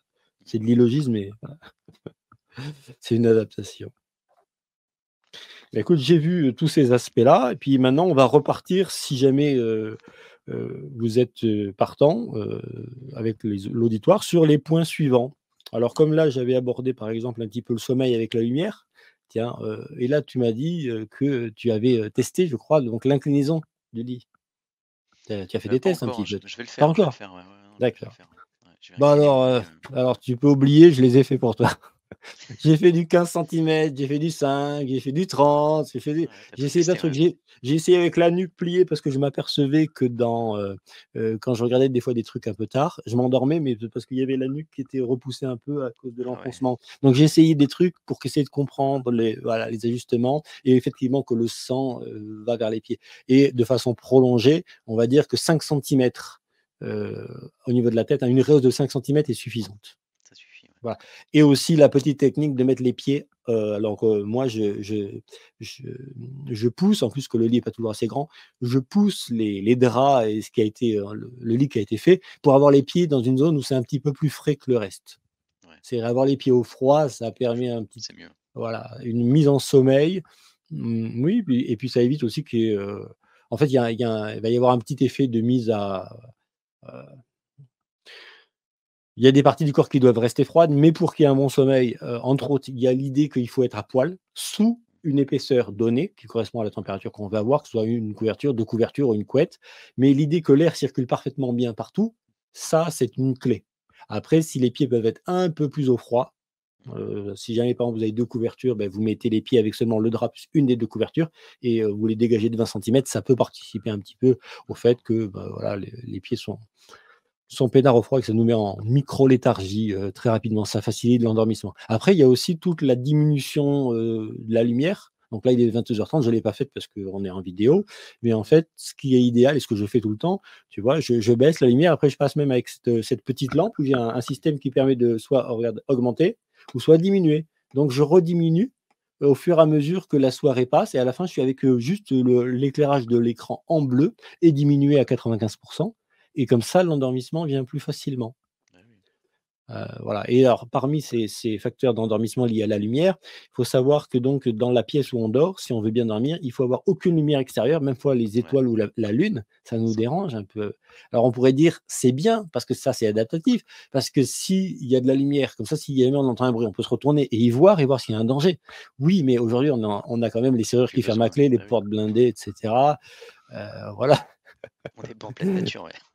Voilà, donc on peut mettre des stratégies au point pour que si quelqu'un approche de la porte, il y ait des bruits par ce sur quoi il va marcher ou voilà, ou s'il y a du ver pilé qui vient sur la pointe des pieds, sait-on jamais. Voilà, on peut trouver toutes les solutions. Bon, faut attention aux animaux bien sûr, Ouais, mais donc on peut trouver des stratégies pour avoir une certaine tranquillité raisonnablement intellectuellement et se dire: «Bon, je bloque complètement avec les stores, les volets ou les rideaux, qu'il y ait 0 lumière, 0 entrée», voilà, le rideau, ça suffit pas toujours, des fois ça passe par le côté entre la ouais, la ouais, la c'est vitre et vrai. le rideau, donc voilà, les volets ou vraiment des caches efficaces et puis même au niveau des triplettes, moi je me suis aperçu que des fois quand je me tourne un peu la tête, si jamais je vois une triplette, où le truc il est encore en on et en orange, Ah ouais, c'est alors ça. moi Ça je perturbe. n'éteins pas voilà, moi je n'éteins pas mon 220 volts général pour laisser le frigo tourner et cetera, Ouais, mais parce que j'ai des traitements sur mon compteur. Voilà, j'ai des traitements de l'électromagnétisme. Mais si j'avais pas ces traitements, je mettrais une deuxième ligne pour qu'elle n'alimente que le frigo la nuit, par exemple, et rien d'autre. Et puis à ce moment-là, je débrancherai tout sauf la ligne du frigo. Mais comme j'ai eu un dégât, comme tu sais, j'ai tous mes câbles qui sont au sol, c'est une horreur. Et donc, en fait, j'ai pas l'électricité partout dans les murs. Donc, j'ai pas la pieuvre non plus tout autour. D'accord. Actuellement, voilà, comme ma maison a été détruite, comme tu le sais, par les RG, en fait, Bien j'ai sûr. pas fait refaire l'électricité. Voilà, j'ai des câbles qui traînent partout et Mmh. donc voilà, je gère la distance, pour dormir. Je suis au moins à 2 mètres de tout câble électrique. Ça suffit à peu près pour du 50 Hz, quoi. Mmh. Donc voilà, les facteurs de bon sommeil, c'est ça aussi. Et puis moi, personnellement, en tant que musicien, j'ai le souci, qu'ont peut-être aussi d'autres, d'être sensible au bruit. Donc je dors avec des Ouais. bouchons que j'enfonce dans les oreilles, mais après je les retire pour pas qu'il y ait la pression sanguine et que j'entende le battement sanguin dans l'oreille. Sinon, j'entends le Ouais. tout du battement sanguin, ça me dérange aussi un peu, parce que moi C'est chiant. j'entends à moins 20 décibels. J'entends un peu comme un espion à 150 mètres, j'entends une conversation en montagne, là. Ah ouais, Voilà. bien. Donc j'entends trop fort parce que les Elle a musiciens, une bonne oreille. voilà, ils travaillent des fois le fait de jouer tout doucement et d'être, ouverts à des sons très, très faibles pour, identifier des petits sons, des petites indications sonores. Bon. Voilà, le tour sur la question du sommeil. Est-ce que j'ai oublié des choses? Parce que j'ai quand même pris le temps de ouais, de regarder un peu ça et puis après, ouais, il y a la lune, en fait, si jamais vous avez des insomnies, il y en a qui peuvent être illogiques et donc d'origine pathologique et d'autres qui ne le sont pas et comment peut-on repérer intellectuellement les, genre j'ai pas envie il est 2 heures, je suis toujours pas endormi, pourtant je me suis couché à 11 heures, c'est bizarre. Comment on peut les repérer? Eh bien, on regarde si par hasard on n'est pas en pleine lune et que la lune, elle est dans le ciel. Si elle est dans Ah le ouais. ciel et que par rapport, on va dire au midi solaire de la lune, c'est-à-dire au Ouais. milieu de notre chevauchée fantastique de notre lune, mais en fait, c'est nous qui tournons, bien évidemment. Hein, même si elle tourne aussi en 28 jours, mais on va dire qu'elle est immobile et que c'est nous qui tournons à l'échelle de 28 jours, c'est pratiquement négligeable du point de vue de la perception. Donc, si on est en pleine lune et qu'elle a passé à peu près le milieu, moi je suis plein sud, donc à gauche Mmh. c'est l'est, à droite c'est l'ouest, et quand le soleil ou la lune sont en plein milieu Mmh. de mon ouverture, ça me fait un repère. Et donc, quand on a passé ce pic de maximum, là, on peut redescendre sur les énergies. Des fois, c'est à 3 heures du matin, des fois, c'est à 2 heures. Mmh. Voilà, donc, si on a un sommeil perturbé, c'est pas nous qui sommes fous, qui sommes malades ou qui a un certain âge. Alors, peut-être, c'est parce qu'on n'a pas assez bougé. Effectivement, on n'est pas assez fatigué pour entrer dans une stase de sommeil profonde. Mais ça peut être aussi un petit peu la lune qui est un cofacteur de réveil, d'excitation. Puisqu'en pleine lune, il y a plus de lumière. Donc, les gens, ils sortent, ils font un peu les foufous, ils font les loups-garous pour certains. Voilà. Ah, ça fait partie des facteurs. Est-ce que toi, tu as des petites idées sur le sommeil ou tu as des connaissances, à nous faire réviser aussi? D'autres facteurs? On n'a pas parlé des oreillers, mais les oreillers, c'est important aussi, non? Ah Être oui, bien tout à fait. maintenu au niveau de la nuque, Ah pas oui, se casser pardon, le cou, parce que tout à l'heure tu parlais que tu te cassais le cou là. ouais, attends. Il faut être bien Voilà, il faut un oreiller. Il faut un bien oreiller bien avec les, cette heu, forme-là, ouais, j'ai ça moi. voilà, avec les niveaux. Donc moi, j'utilise le gros. Des fois, j'avais commencé avec le petit. Maintenant, je suis Mmh. bien sur le gros. Voilà. Voilà, il faut vraiment que ça corresponde et ce qui veut dire qu'on finit très vite C'est par bien la dormir forme sur du le dos. cou là. Ouais, ouais, ça épouse bien le truc, ouais. Et Donc c'est c'est vrai que vrai sur que le sur ton dos, site, tu tu tendance à vends des ronfler des aussi. oreillers tu vends des oreillers ergots. Alors Ouais, moi, j'avais testé plein de trucs ouais. gonflés à l'air, comme ci, comme ça. Mais en fait, cette forme en mousse à peu près molle, elle est pas à mémoire de forme, mais elle a une bonne forme. Donc en Oui, fait, ça c'est la ça forme peut idéale, hein. suffire. Ouais. Ouais. Non, après sinon, Ah, après, là, oui, utiliser la mise à la terre, on en parlera quand on parlera du grounding, ouais, mais se mettre un peu à la terre juste avant de dormir, si jamais on a eu des phénomènes de charge. Alors ça, c'est un peu compliqué, il faut ça faut peut être observer bien, ouais, si jamais ouais. il y a des antennes autour.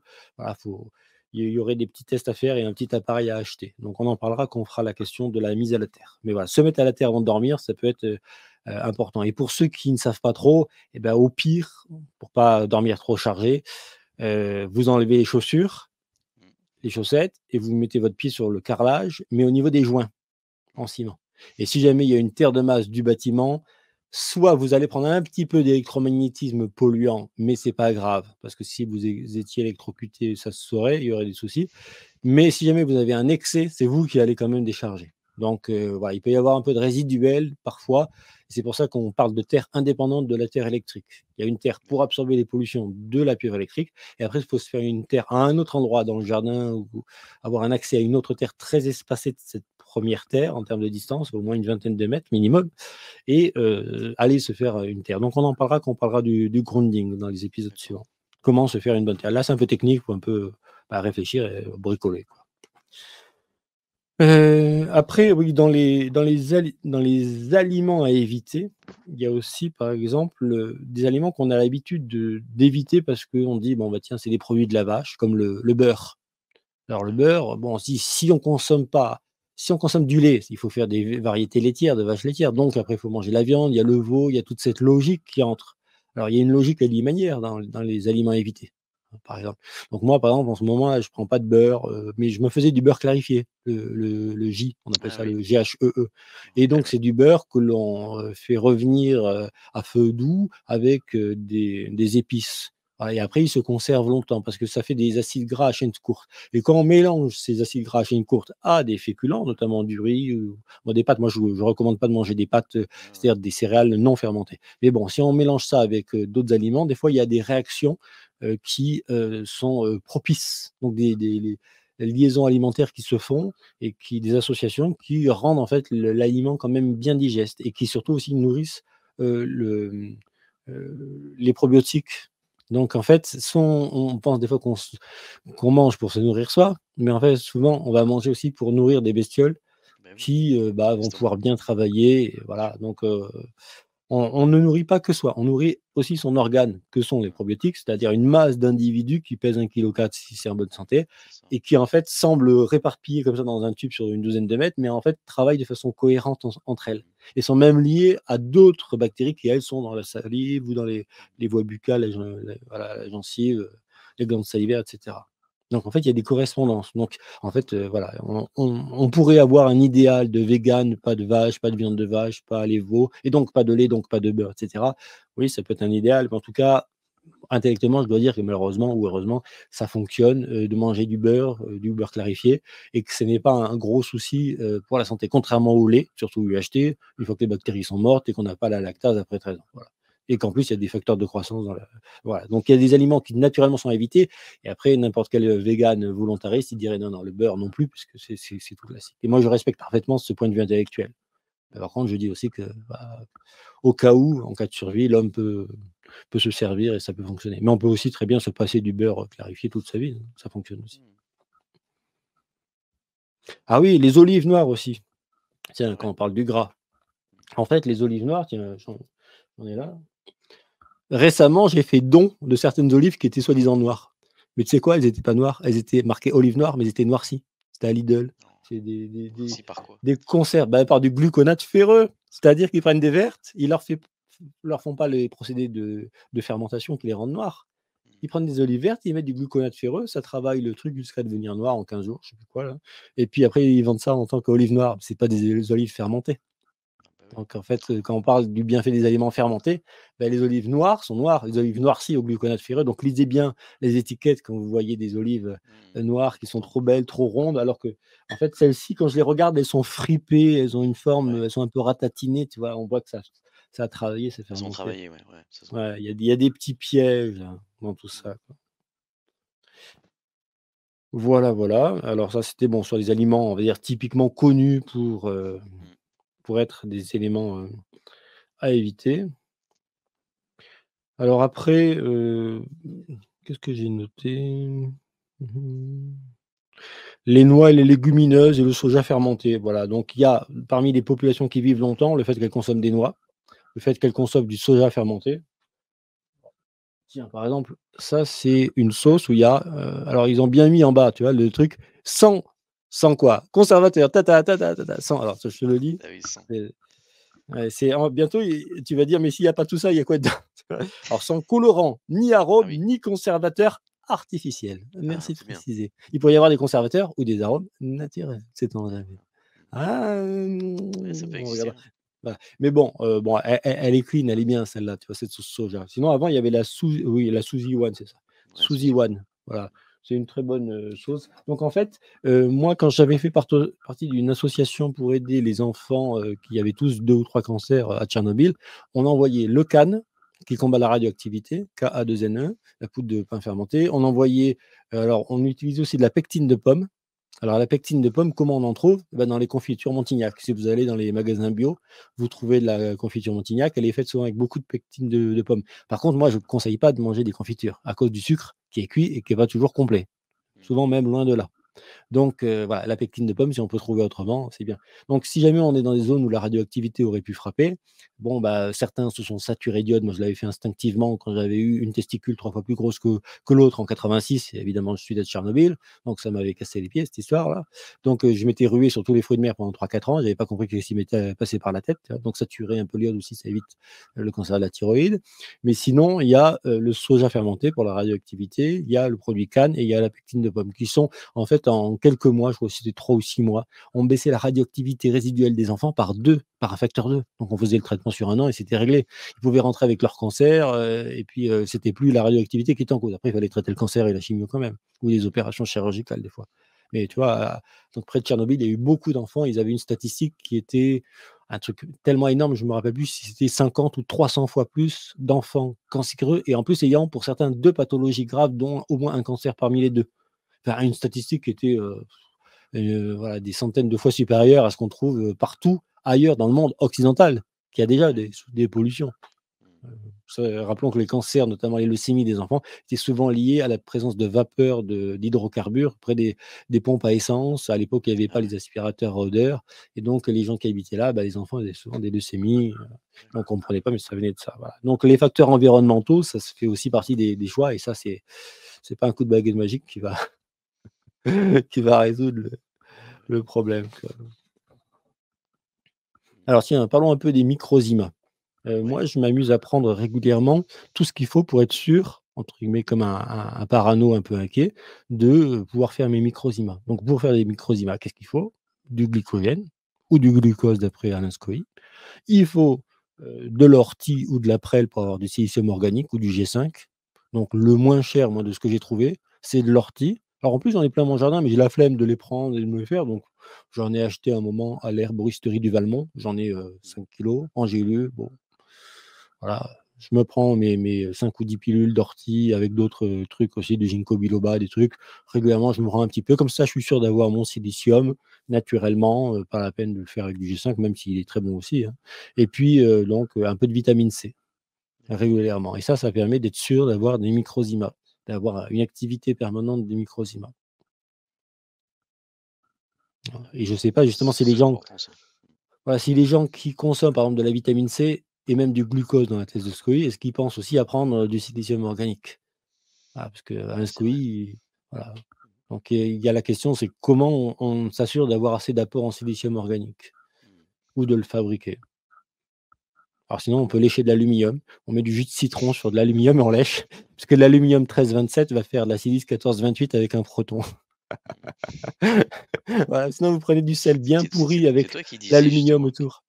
hein, quand on faisait cuire des papillotes, il fallait jamais mettre de citron. C'est toi qui le disais, je crois, l'autre jour. Dans Non, l'épisode je 1, non? parlais j'ai T'en as pas jamais parlé? parlé de Ah papillotes. non, mais moi j'ai entendu ça dans une autre émission alors. Qu'il fallait Non, justement pas éviter de mettre du citron dans les papillotes avant la cuisson, et les mettre après, mais pas avant. alors pour garder la vitamine C, oui, par exemple, c'est quand voilà, j'avais Non, dit mais c'est pour surtout pas l'huile le d'olive. citron, il attaque l'aluminium. Et ton aluminium, il va dans l'aliment. Ah oui, quand tu dis des papillotes, c'est-à-dire, de En l'aluminium aluminium, quand on oui, cuit? voilà. Oui, ah oui, oui, tout à fait, tout à fait, tout à fait. Oui, mais à part qu'avec la réaction, ça pourrait nous faire de la silice. Là, on l'ingère, c'est très bien. Voilà, c'est Ça ça. peut l'attaquer, mais ça rajoute un proton et on pourrait donc plus facilement l'ingérer. Là, ça se transforme. Des fois, il y a des procédés qui amènent des toxiques dans le corps et qui, en fait, inévitablement génèrent des réactions qui sont des transmutations biologiques à basse énergie, mais on va pas aborder Kervran parce que là, ça Mhm. c'est 2 heures de conférence minimum pour aborder le sujet. Ouais, C'est bien un sûr. c'est un peu long. Voilà, donc moi je me prends régulièrement de l'ortie, de la prêle ou de l'arpagophytum ou du ginkgo biloba, voilà, pour les articulations. Parce qu'avec le marimba, par exemple, j'ai les têtes d'humérus là, bah, qui travaillent toujours en Bah position oui, oui, tendue 8-10 forcément. heures par jour. Donc en gros, je muse et j'utilise, mes produits pour voir à quel point je peux réduire l'usure ou ne pas en souffrir, ne pas avoir les crac-crac et les articulations qui accrochent quoi, qui sont parce qu'elles sont usées. Ça fait quand même maintenant 30 ans que je fais du marimba, Bah entre, oui. 6 et 10 heures par jour, 6 jours par semaine, quoi. Mhm. Donc, imaginez que moi, je garde les bras comme ça en l'air, sur un instrument de musique avec des poids au bout et voilà, je les use, hein, les têtes d'humérus et bah, voilà, j'arrive à garder un côté souple, articulaire, quoi. Des fois, j'ai voulu prendre un petit peu de cartilage de vache parce que, Ouais. voilà, ça se prend. Puis, il est dans la cuisine, je l'utilise parfois, je me l'installe pour en prendre régulièrement, j'y pense même pas, quoi. D'accord. Voilà, voilà, donc effectivement, pour la cause animale aussi, finalement, si on peut trouver son bonheur avec des végétaux, c'est déjà pas mal, plutôt que Et du coup, le phénomène de l'arthrose, alors comment tu l'expliques, toi? non, non, non, je j'entre pas L'arthrose sur le la augmentée? bobologie. Moi, là, je parle que des solutions où toutes les populations qui appliquent ces principes ou ces recettes ont peu ou pas ces Oui, problèmes-là, ou peuvent les gérer ou, avoir les réactions. mais ceux Parce qui que, en ont alors? mais C'est c'est parce que justement les inflammatoire. voilà, Oui, c'est mais ça. c'est inflammatoire, c'est aussi des fois de la déminéralisation à partir d'un certain âge, donc t tous les solutions dont je parle, ça traite ça. Donc je Ouais, j'entre pas en réaction à un ça problème anticipe particulier. le fait que on n'aura jamais d'arthrose, du coup, si on applique bien les bons principes, quoi. Bah C'est oui, préventif, ouais, c'est ça. ouais, parce que même l'ostéoporose, on constate que les civilisations qui ne consomment pas de lait de vache, elles ont pas d'ostéoporose. Ben Alors oui, que le lait serait censé nous amener un calcium. ben oui. Et donc ce calcium, il est soit pas assimilable, soit il a pas les bactéries avec, soit il y a un blème, quoi, Ouais, c'est ça. dans ce calcium. Alors qu'un calcium de salade, un calcium d'une amande ou voilà, de tous les aliments dont j'ai parlé avant, eux, ils s'assimilent bien. Ben oui. Donc les monodiètes, ça j'en ai parlé. Mmh. Voilà, si jamais vous voulez faire des monodiètes, bon, bah, c'est possible, mais c'est pas un régime qui se tient sur une année, hein. Une Bah oui, monodiète, c'est 15 jours, voilà, une avec cure, un ouais. seul aliment pour simplifier. Et puis il y a des gens, quand ils ont des intolérances alimentaires, en fait, avec leur, médecin, ils ont la stratégie suivante: «Écoute, qu'est-ce qui avant allait bien? Tel aliment, j'ai jamais eu de problème». Et ben, tu vas faire pendant une semaine, tu manges que 3, 4 aliments avec lesquels tu es vraiment tranquille, Mmh. que, voilà. Et puis, petit à petit, on va rajouter un nouvel aliment, puis un autre, puis on garde ça pendant encore 10 jours. Et puis, c'est un peu comme si on réapprenait à manger. Parce Mmh. que autant pour les allergies, donc ça, c'est pour les allergiques qui font ça, Ouais. ou pour les problèmes alimentaires, ou pour, la maladie cœliaque, parce qu'il y a certaines formes de gluten qu'ils pourraient manger. Comme ils aiment les pâtes, il faut quand même leur laisser des fois certaines sources d'amidon qui auraient un poil de gluten, et cetera. Tu vois, tu as un peu de gluten aussi dans le petit épeautre. Il n'est pas totalement dénué, de gluten, contrairement à d'autres céréales. Donc ceux qui aiment le petit épeautre, comme ça, ils peuvent le manger. Voilà, donc tu as des ratios parce que la maladie cœliaque, c'est quand même, de mémoire, je crois que c'est 2.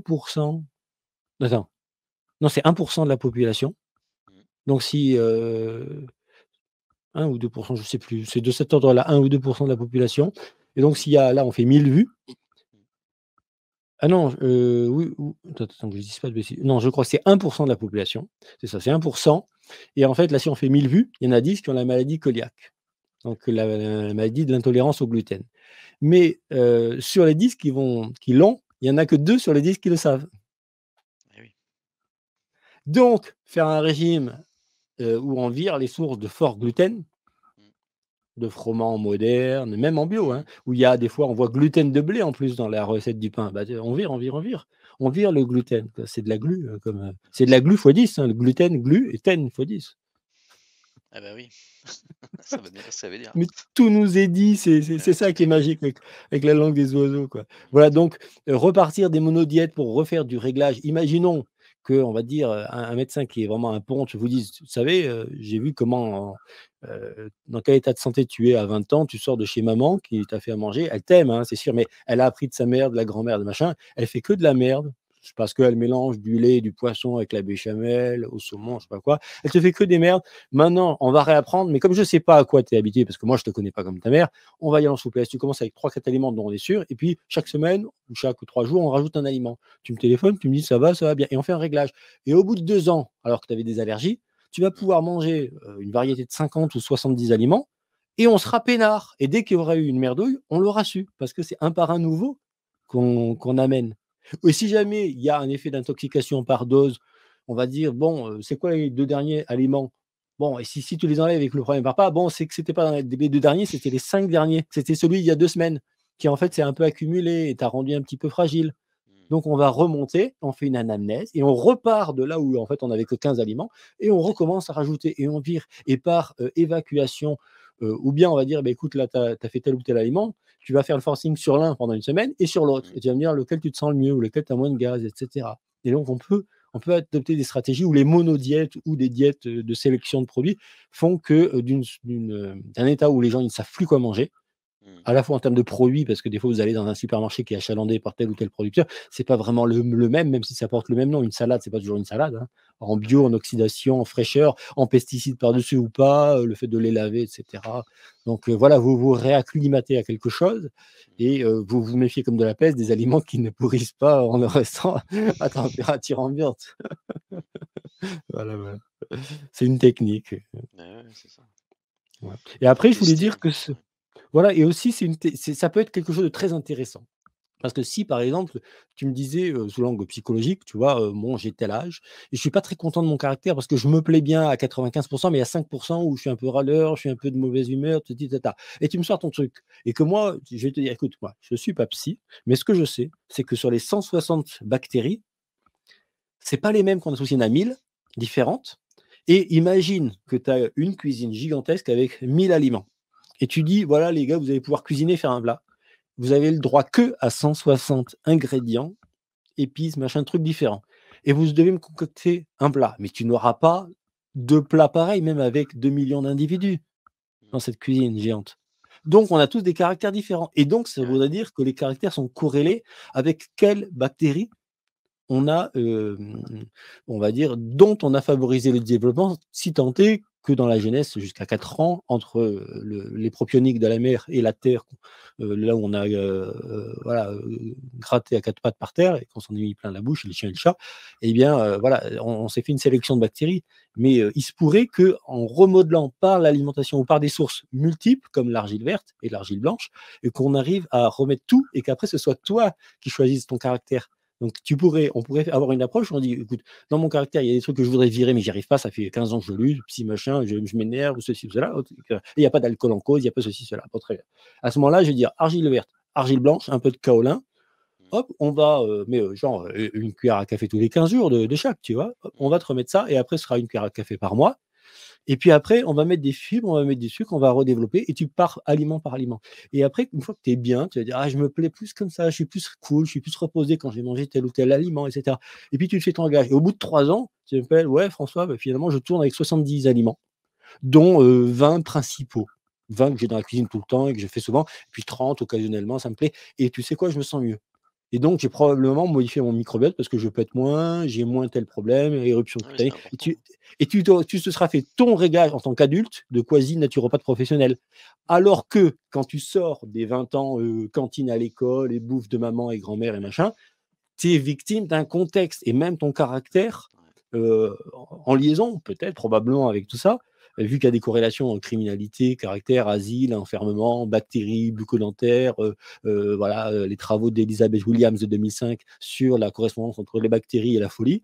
Donc en fait, si on peut bien débactériser, tu fais de ta psychologie ce que tu décides. Si tu veux être un agressif, tu manges de la carnosine, voilà, je suis un viandard, tu vois, Ouais. cogné. Et puis si tu as pas envie, si tu es pas un chasseur, tu es pas un musculaire, tu vois, le mec qui veut cétogène, 150 km de vélo, machin, mon glycogène, je suis au top, j'ai ma glycémie, plus je fais. Parce qu'il faut comprendre aussi, c'est que une des impressions du corps, c'est qu'en fait, si tu manges par exemple 2000 calories par jour, toi, tu vas produire 2003. Mais si tu manges 4000, tu vas pas faire 4006, tu vas faire 4008. Plus tu brûles et plus les réactions qui dégagent de la chaleur, entre autres par les transmutations à basse énergie de Louis Kerbrand, mais par d'autres mécanismes tout à fait, on va dire, qui ne seraient pas de la fusion ou de la fission nucléaire, là, des mécanismes basiques, parce que tu brûles, tu sais, l'air, tu respires plus d'air et donc plus l'humidité dans l'air, hein. Tu sais que tu as à peu près 30 grammes par, ouais, je crois que c'est 30 grammes à humidité 70% par mètre cube d'air. Tu vois, et dans une journée, tu respires, je ne sais plus combien, 15 mètres cubes d'air, je ne sais plus combien, bon, bref. Voilà, donc avec un volume de poumon, une respiration, tu métabolises cette eau, tu vois, qui est dans l'air, les gaz. Donc en fait, tu produis plus. Donc en fait, on se sent bien quand on sent qu'on a, par rapport à ce qu'on a reçu, qu'on a dégagé une énergie, qu'on a bien bossé, qu'on a de la bonne fatigue de la soirée, tu vois le truc. Et on se sent bien psychologiquement dans cet état de je crée plus de calories que je n'en ai ingéré. Et ils ont poussé les thèses jusqu'à 7000, 8000 calories avec les grands sportifs qui font des marathons, des trucs toute la journée et tout. Et en fait, à chaque fois, c'est exponentiel. C'est-à-dire que le ratio de calories, tu prends, c'est pas je crée 200 calories pour 2000, c'est-à-dire 10%. Non, non, non, non. Ça augmente, ça augmente, ça augmente, ça augmente. C'est qu'il n'y a pas de limite. Et bon, après, ils ont poussé jusqu'à l'épuisement. Tu vois, tu peux pas non plus faire 14 heures de sport par jour.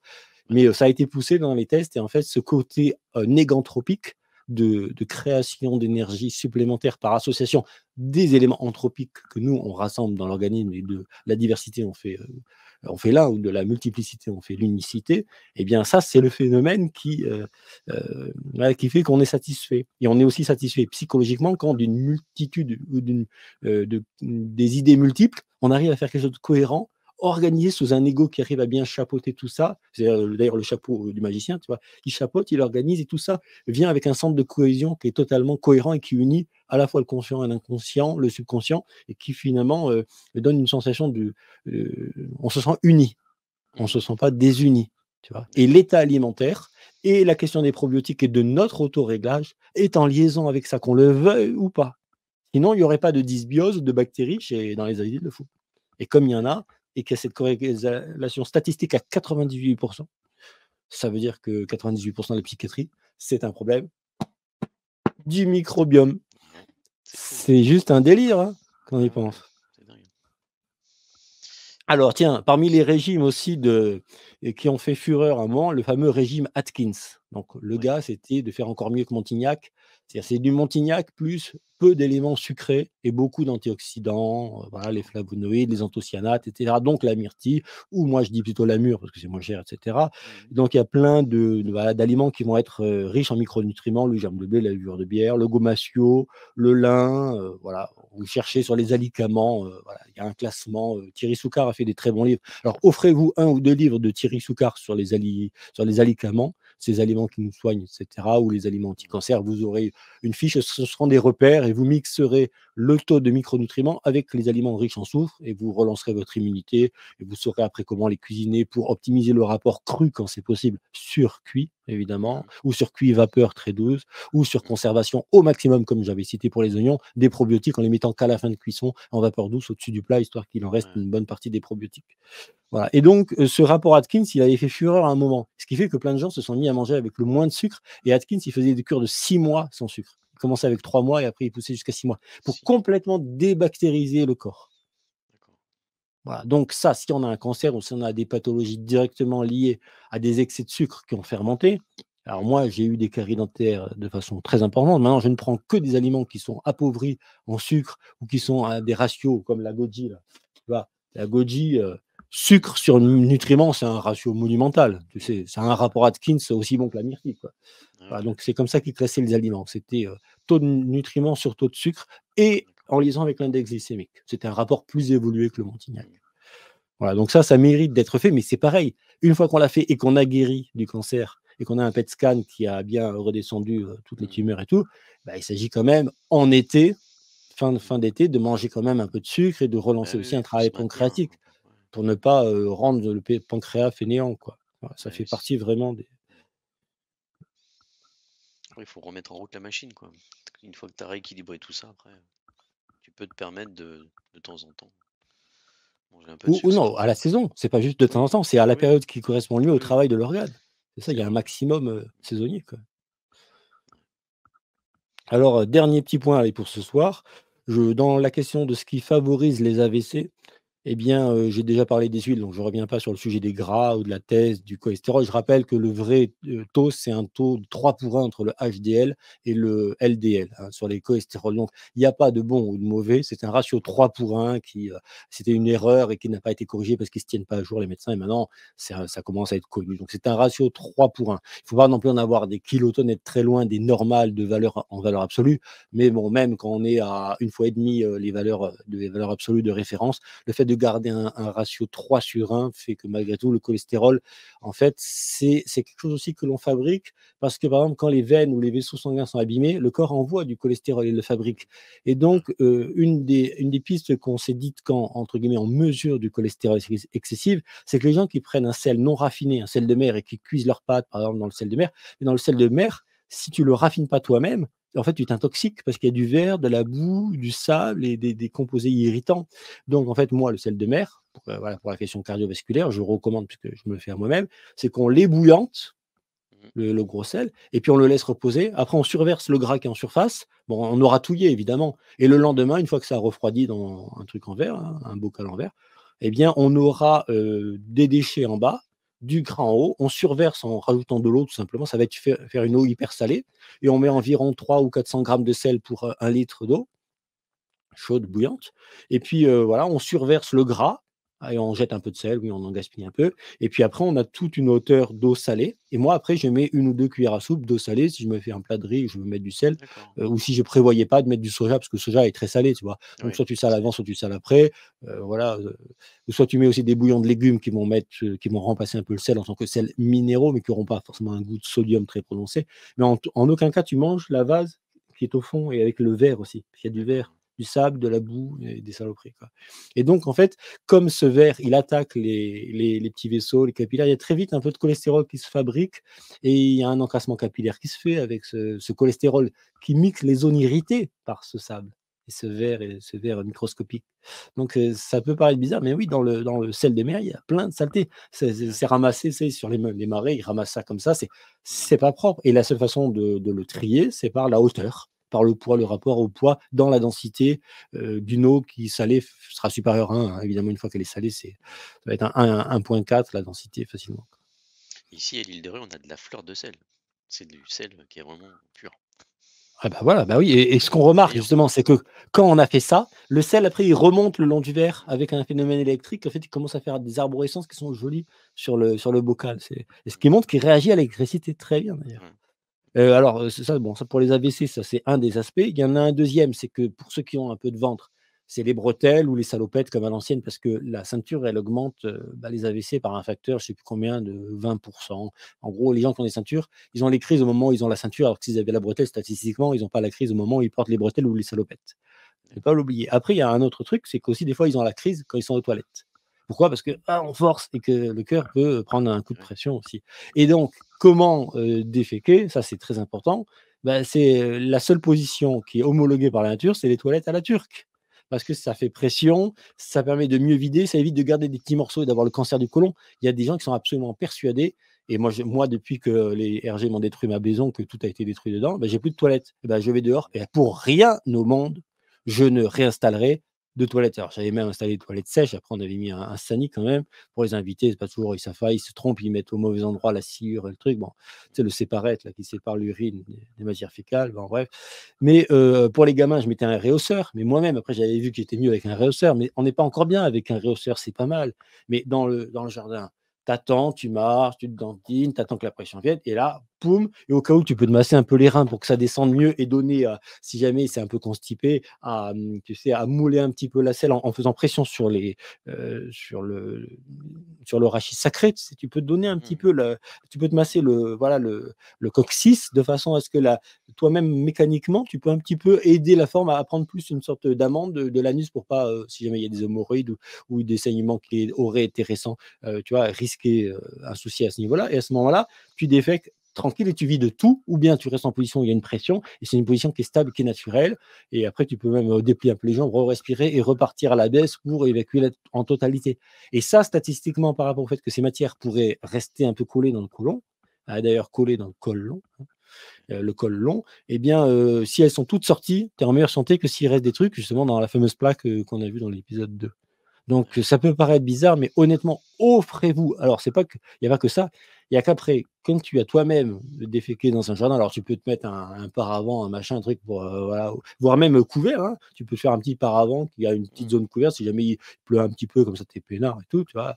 Mais, quand tu vas te rendre compte après, en évoluant peut-être, psychologiquement, qu'en fait, tu viens de lâcher des ferments qui sont dans la terre et qui te mettent en résonance intellectuelle par les phéromones ou les impulses électriques de toutes ces trames d'informations qui existent dans le vivant via, tout ce qu'on sait des bactéries ou des champignons qui sont dans les racines des arbres et qui communiquent et qui collaborent avec les arbres qui les aident et cetera. Tu vas t'apercevoir que tu es en résonance avec ton sol et ton environnement.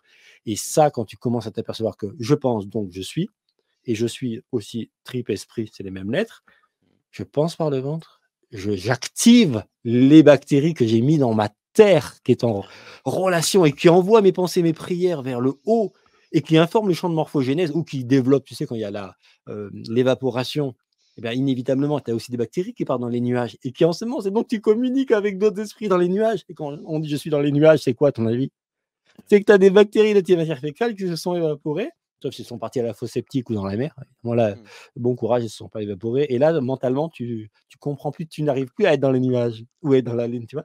Et en fait, tes bactéries, elles communiquent avec d'autres dans les nuages, elles échangent d'infos. Ah, salut, moi je suis la bactérie de Blaise avec les machins, les 160 trucs de cette façon-là. Ah, moi je suis les bactéries d'un tel. Ah, bah, ça c'est bizarre, on a une expérience de communication de pensée au moment où tu as pensé, où tu as dit le truc, j'ai fait. Et en fait, on ne sait pas pourquoi. À ton avis, le réseau, Wi-Fi, satellite, machin, le cloud, nos pensées, elles passent par où? Bah, les odeurs, les phéromones, les bactéries, dégagements et les impulses électriques ou radioélectriques pour les microflashs. Dans les cellules, c'est les microflashs. Et puis voilà, à d'autres échelles, ça peut être des impulses électriques. C'est faux. Tu vois, en fait, on n'imagine pas qu'on a une mécanique du Wi-Fi et que le Wi-Fi ou que nos systèmes c'est archaïque par rapport à la nature. Voilà. Bon, on peut s'arrêter là pour ne pas saouler les auditeurs avec trop de sujets différents. Ouais, déjà 1h40, ça passe vite. Hein. C'est bah, des mon sujets gars, en fait, qu'on intéressant, nous a c'est pas vrai. appris à l'école, tu vois. Moi, j'aurais été passionné d'avoir un prof de biologie qui connaisse moins le cycle de Krebs, mais qui m'explique le rapport à ce qu'il faut faire pour rester vivant et pour pas enterrer mon frère à 26 ans, tu vois. Ouais, c'est ça. Ouais. Ouais. Bon, bah, super. Donc, T'as aucune question, Hervé? J'ai été si clair que ça? non. Moi, j'attends les commentaires, comme tu dis. Toi, tu as Ah commencé oui. déjà à avoir des commentaires sous les vidéos. Donc, j'attends avec impatience aussi si les gens ont des questions. Alors tiens, j'ai une question pour toi. Par rapport à ce que j'ai dit ce soir, tu en connaissais plus ou moins, avec plus ou moins de précision, au moins 80%, 90, Moi, 70? je te connaissais déjà un peu, donc on avait déjà fait Ah, des des vidéos autrefois, donc ouais. il y a des trucs qui me Mais alors reviennent, c'est normal. mais alors question, tu en connaissais combien à peu près? 70% de ce que j'ai dit ce soir? 80, 90? Oh non, 60, oui, pas plus, ouais. D'accord. Ouais, Et j'avais sur ces encore. 60, quel prorata tu appliquais à 2 tiers? Que tu mettais en application dans ta vie à 2 tiers? Parce que tu les connaissais, tu disais: «Il faudrait que je les mette en œuvre» et Oui, j'ai commencé à appliquer pas mal de pratiques, mais mais le lit, tu avais pas encore testé quoi, par non, exemple? le lit, pas encore, non. Mais est-ce que tu avais Et remarqué que pourtant, des fois l'info, sur je les l'ai depuis fauteuils longtemps, hein, mais je l'avais jamais fait encore. mais est-ce que tu avais pas remarqué que sur les fauteuils de salon qui se mettent, tu sais, qui s'inclinent un petit peu avec les pieds qui se relèvent là, tu as Ouais, des fois des fauteuils comme ça, tu regardes un truc et tu t'endors, tu comprends pas pourquoi, parce qu'il est c'est pas à ça. l'heure ou quoi et que tu as une position qui correspond. Tu avais pas remarqué, ouais? Si, c'est vrai. Hein. Quand tu J'avais remarqué ça dans une chaise longue, là. dans les bus, tu sais, quand dans le bus, il y a les vibrations, vibromassage, plus inclinaison de trucs, dans les bus, je dormais comme un loir, impossible de Bah se oui, réveiller. Le coltard complet, quoi. Et donc le côté vibromasseur aussi, avant de s'endormir, ça c'est aide, hein. Ouais, c'est sûr. ah ouais, ça te met l'ego en veilleuse, quoi. Quand ça vibre, ton ego, il fait: «Au revoir, désolé, je déconnecte, il se passe un truc et je comprends pas» et les vibrations des bus, ça marche vachement bien pour ça, je Ouais, trouve. c'est génial. Même si c'est un peu des infrasons. Voilà. Bon, Bon, ben encore merci François. Donc, j'ai hâte d'assister à l'épisode 4. Voilà. On va essayer de bah, faire il nous reste, assez une rapidement. grosse douzaine de points, 12-13 Ouais, points à voilà. voir. Voilà, Ok. tranquille. À Allez, vitesse de bon, ben digestion, hein. merci. Merci. Bonne écoute. Merci pour la bonne écoute. Et donc, bonne nuit ou bonjour. Ça dépendra à quelle heure vous écouterez cette vidéo. Et puis, n'hésitez pas à vous abonner. Parce que j'ai remarqué que j'ai eu de plus en plus d'abonnements suite aux publications Ah, des 2 premiers épisodes. Donc, d'accord. apparemment, ça a l'air de plaire. Hein.